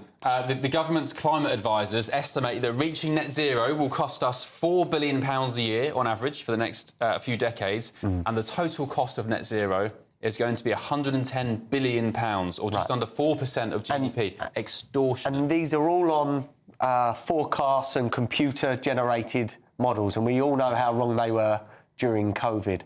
Climate change you're talking about? Yeah. So whatever we do in this country will not affect the world's climate in any way whatsoever. Yeah. We are self-harming. China are building coal power stations every month, and we've just closed our last one. What are we doing? I think it's a matter of time. I've always said I think we're maybe 2, 3, 4 years behind the United States politically, socially, economically, and I think eventually, I don't think it will come with this Labour government, but in the future, whoever the next government is, I really think net zero is up for grabs. Why aren't we building nuclear power stations? Why aren't we fast-tracking those? Well, we had plans. I think we were going to build 2 or 3 power stations some years ago, maybe 15 years ago. I think Ed Davey had a role in... Yeah, the Lib Dems. Yeah, it was Nick Clegg. Yeah. Nick Clegg, yeah. He said that Nick Clegg 15 years ago said it will take 15 years for this power to be available. Shocking. But when the wind doesn't blow and it's cloudy, we can't power ourselves as a country. Yeah. All right, talking about windy and blowing around, let's take a look at a clip that caught my eye this week. Oh, my God.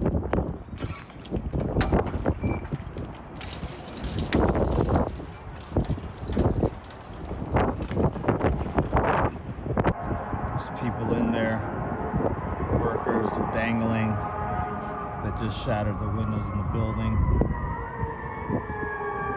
Fire department is coming to help. How freaky.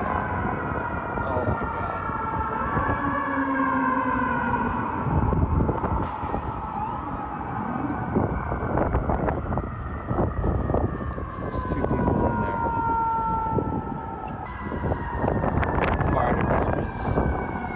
the rescue.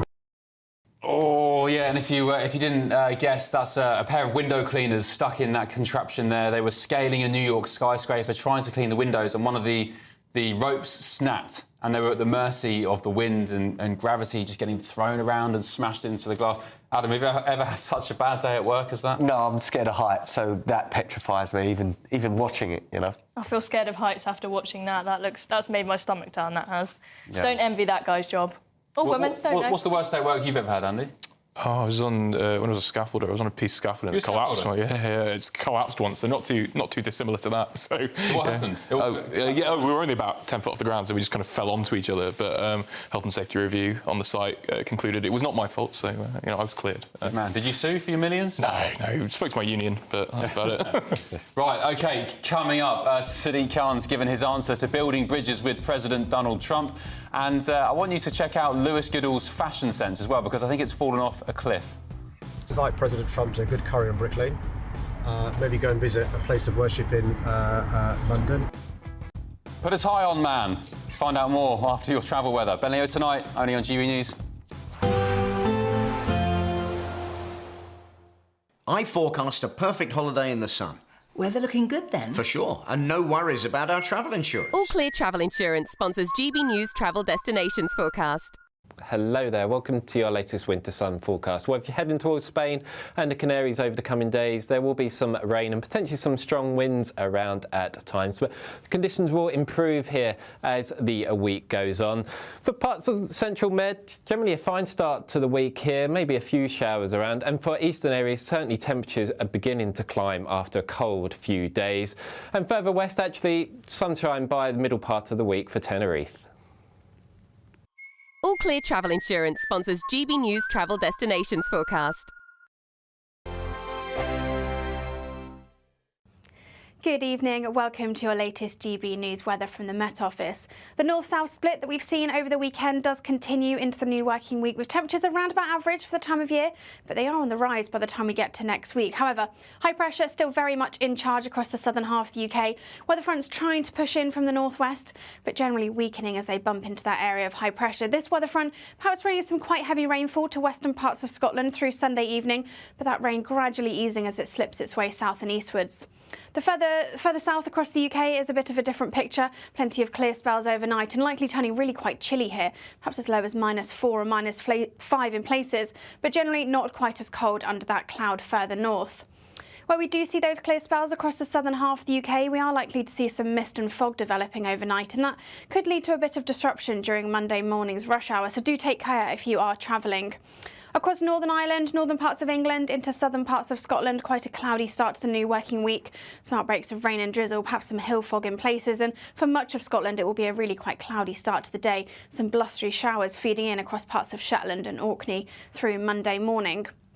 Those blustery showers continue as we head towards Monday afternoon for Shetland and Orkney, and that rain and cloud across the central swathe of the UK does gradually start to ease as we go through the afternoon, but still remaining quite grey here to the end of Monday. But further south, again, the best of the sunshine here, plenty of blue skies on offer, and temperatures similar to what we saw over the weekend.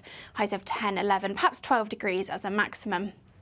As we then start on Tuesday, it'll be another cold, frosty, perhaps misty and foggy start across the southern half of the UK, but always cloudier further north, seeing rain arriving across the very far northwest as we head towards Tuesday afternoon, and really turning quite blustery here as well, perhaps some outbreaks of quite heavy rain across the northwest. But further south, it does look like it's going to stay sunny throughout Tuesday and Wednesday, and those temperatures are on the rise. We could see highs of 15 or 16 by Thursday.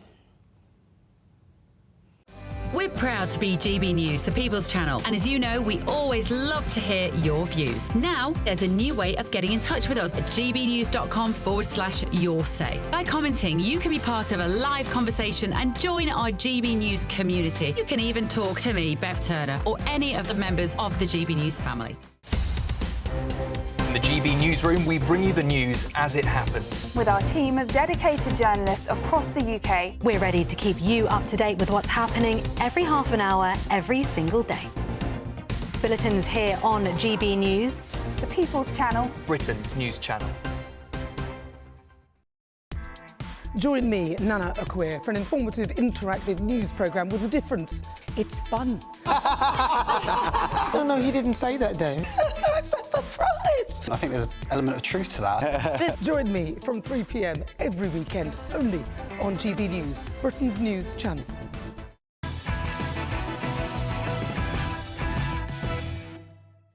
Welcome back. Let's see more of tomorrow's newspaper front pages with The Sun. The headline is King-size welcome. Zelensky is greeted by King Charles as the Prime Minister vows coalition of willing. I have to say, all the front pages today is to do with Ukraine, Zelensky and King Charles. The Times, again, there we go, another picture. Bit of a funny picture they've chosen, The Times. I don't know why the picture editor's chosen that one. A bit of a grimace from the King there. Zelensky, half a smile. Yeah. They could have picked a better picture. The headline reads, Starmer seeks Ukraine coalition of the willing. And, yeah, there we go. One very interesting story doing the rounds today was from Runcorn in Cheshire, where I had the fun of exploring this week, because the man punched by the disgraced Labour MP, Mike Amesbury, who was the MP up there in Runcorn, still is, said he could have been killed. And he's now called for a law change to ensure jailed politicians automatically lose their jobs. So Paul Fellows describes how he felt sick after watching the MP for Runcorn and Helsby, Mike Amesbury, appear to ride over the law after his 10-week prison sentence for battering him was suspended following an appeal. Let's talk about this now with the panel. Adam, Chloe, Andy. I spent some time in Runcorn this week, and lots of them were saying, lots of locals in Runcorn were saying, well, to be quite frank, half said they didn't care what Mike Amesbury did and they'd be voting for Labour again anyway if there was a by-election, and half said they were voting Reform. There were a couple of Greens and Lib Dems in there as well. What's your take on Mike Amesbury? Should he resign, for starters? And secondly, do you think there'll be a recall petition to trigger a by-election? I think he should resign, absolutely. I think it's inappropriate for, you know, if you're a member of parliament, you've been sentenced at any time, whether it's suspended or not, you should automatically lose your job, in my opinion.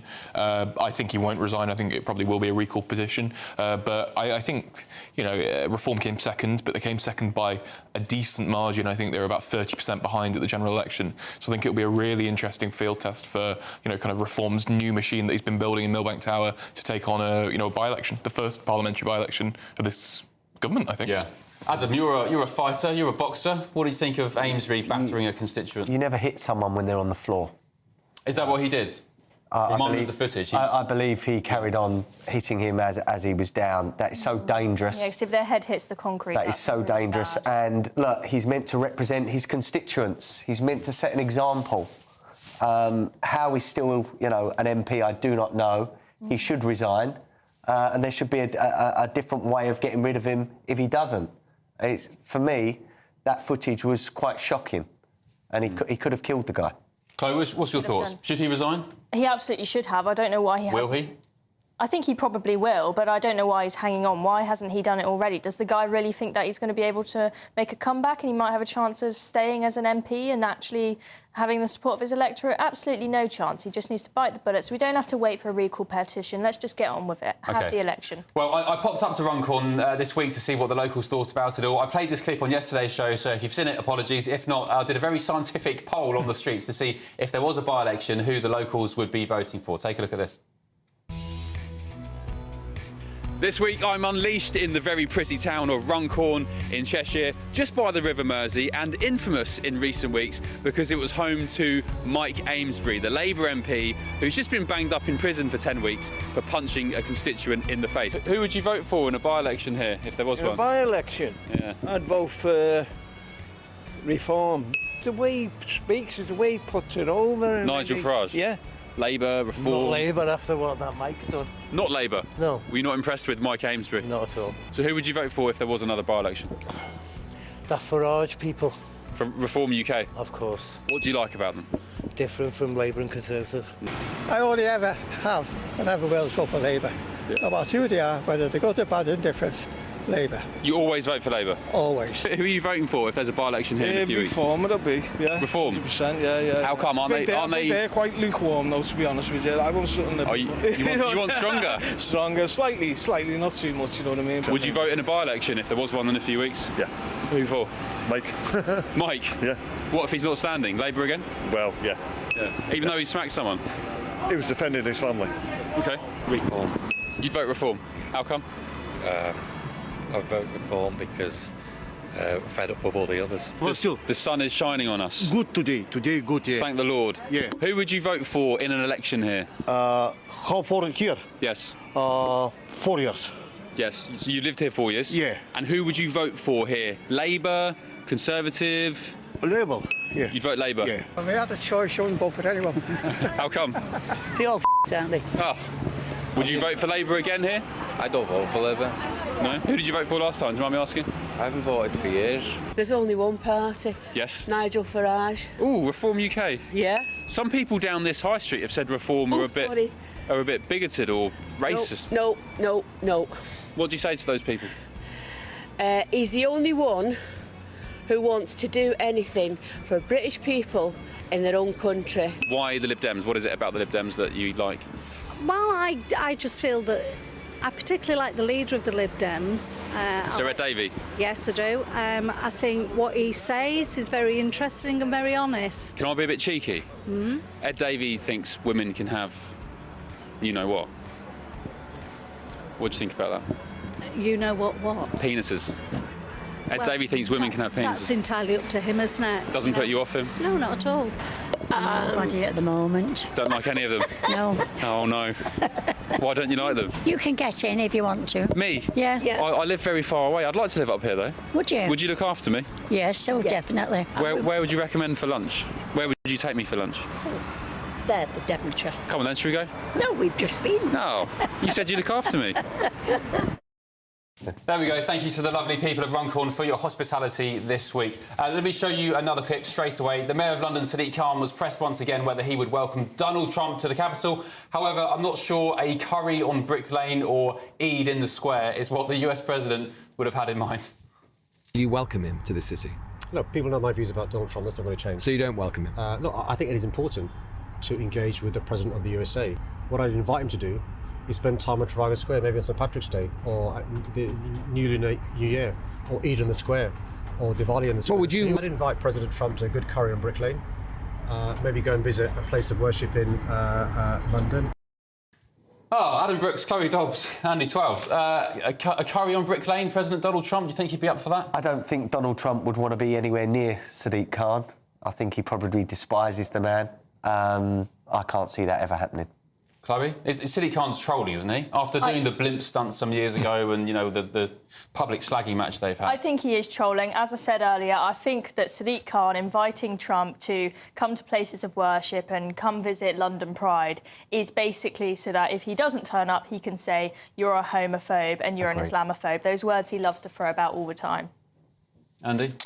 Bengal Village on Brick Lane. I've said it once, I've said it again.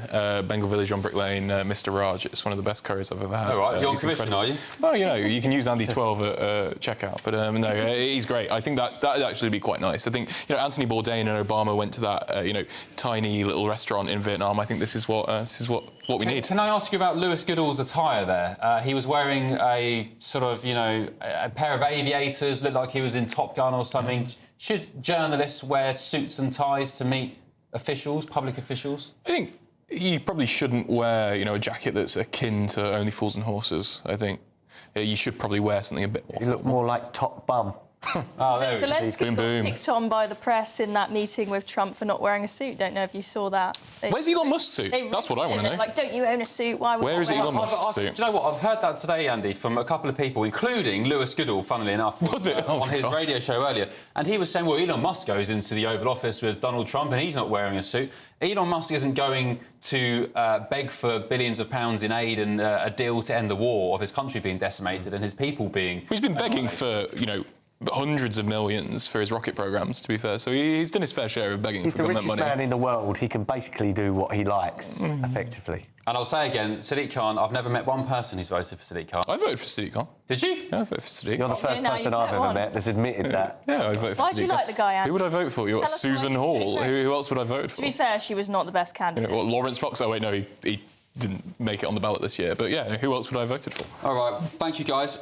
Before we hand over to Leo Kerr from Headliners, one of our very special colleagues tonight, a guy called Greg Grimes, he's a top producer here. He's the editor of Late Night Prime Time on GB News. Sadly for us, he's leaving. He's going to Pastures New. So I just wanted to say, Greg, thank you. You are a supremely talented bloke. You're a great colleague. And I say on behalf of all presenters and contributors here at GB News, the shows aren't down to the presenters on screen reading auto cue and having a row with guests and whatever else. It's all down to the production staff, including people like Greg, who is a massively talented guy. So thank you, Greg. You've been here for, I think, 3 years. Pretty much since the start of GB News, at a time when it was very scrappy. There was lots of, as you probably remember at home, lots of technical glitches going on as well. You've been through the highs and the lows of GB News, and you're moving on. But we want to extend our heartfelt thanks to you, and yeah, best of luck, mate, and thank you for your company and your laughter and your sage wisdom in the process. Leo Kearse, you're presenting Headliners. That's coming up next. What's in store? It's going to be great. We've got Simon Evans and Kerry Marks on the panel. Two very funny guys. Definitely the funniest person whose surname is Marks. And we're going to be talking about the asylum judge who refused to deport a paedophile. I mean, why are asylum judges siding with paedophiles instead of British children? Also, America's foreign aid funding freeze is hitting Stonewall. I thought it was going to starving kids. Why are they funding controversial charities in the UK? OK, great stuff. Thank you very much, Leo. Adam, thank you. Chloe, Andy as well. And thank you at home for your company. I'm back next week from 9 p.m. Have a great week. Here's your weather. Bye-bye. A nice bright morning will generate a lovely warm day, right through to the evening. Boxed Solar, sponsors of weather on GB News. Good evening. Welcome to your latest GB News weather from the Met Office. The north-south split that we've seen over the weekend does continue into the new working week, with temperatures around about average for the time of year, but they are on the rise by the time we get to next week. However, high pressure still very much in charge across the southern half of the UK. Weather fronts trying to push in from the northwest, but generally weakening as they bump into that area of high pressure. This weather front perhaps bringing some quite heavy rainfall to western parts of Scotland through Sunday evening, but that rain gradually easing as it slips its way south and eastwards. The further south across the UK is a bit of a different picture. Plenty of clear spells overnight and likely turning really quite chilly here, perhaps as low as -4 or -5 in places, but generally not quite as cold under that cloud further north. Where we do see those clear spells across the southern half of the UK, we are likely to see some mist and fog developing overnight, and that could lead to a bit of disruption during Monday morning's rush hour, so do take care if you are travelling. Across Northern Ireland, northern parts of England into southern parts of Scotland, quite a cloudy start to the new working week. Some outbreaks of rain and drizzle, perhaps some hill fog in places, and for much of Scotland it will be a really quite cloudy start to the day. Some blustery showers feeding in across parts of Shetland and Orkney through Monday morning.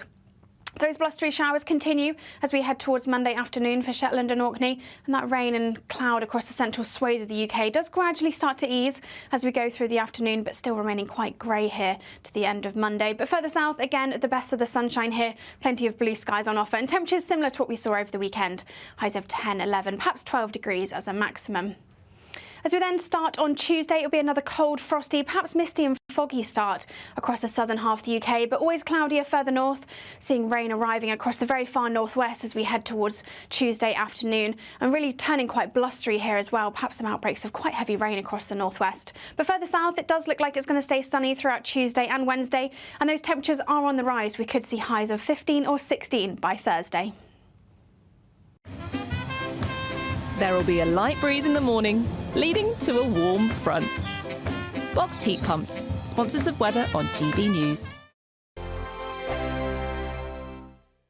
It's the final week to see how you could be one of 2 big winners in our latest giveaway, as we have 2 prize bundles that have to be won. There's 2 lots of a totally tax-free £10,000 in cash. You'll also receive a brand new iPhone 16, along with £500 in shopping vouchers to spend at your favourite store. Hurry, lines close on the 7th of March. For another chance to win, text cash to 63232. One entry costs £2 plus 1 standard network rate message, or text bonus to 63232. 5 entries cost £5 plus 1 standard network rate message. Go to gbnews.com/win. Entries start from just £2. Call 0903 681 3232. Calls cost £2 plus your network access charge, or post your name and number to GB11 PO Box 8690 Derby DE1 9TT. UK only. Entrance must be 18 or over. Lines close at 6 p.m. on the 7th of March. Please check the closing time if listening or watching on demand. Good luck.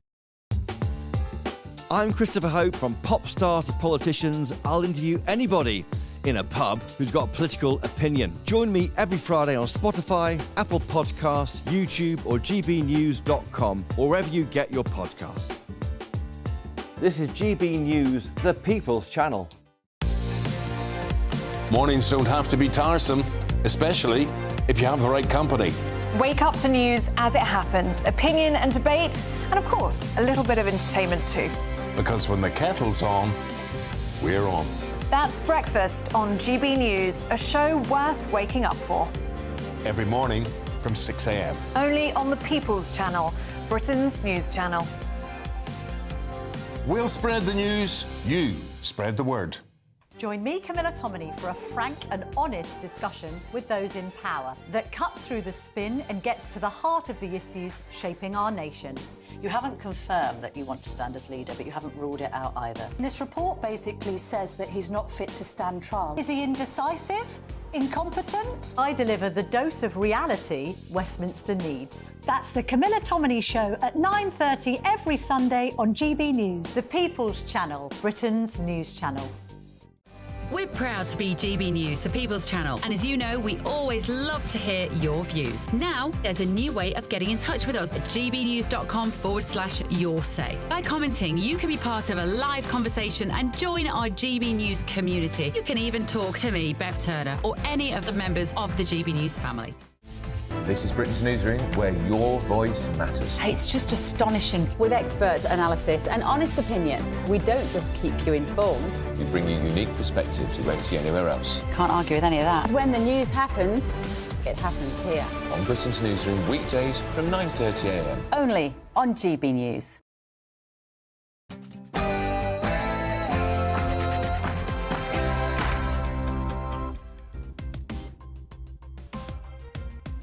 Newspapers tonight. Join us over the next hour for some great stories, including it looks like Zelensky is going to sign the minerals deal with Trump after all. Worryingly, Peter Mandelson has got himself involved. Does nobody remember Iraq? It's like being in the hospital, looking up and seeing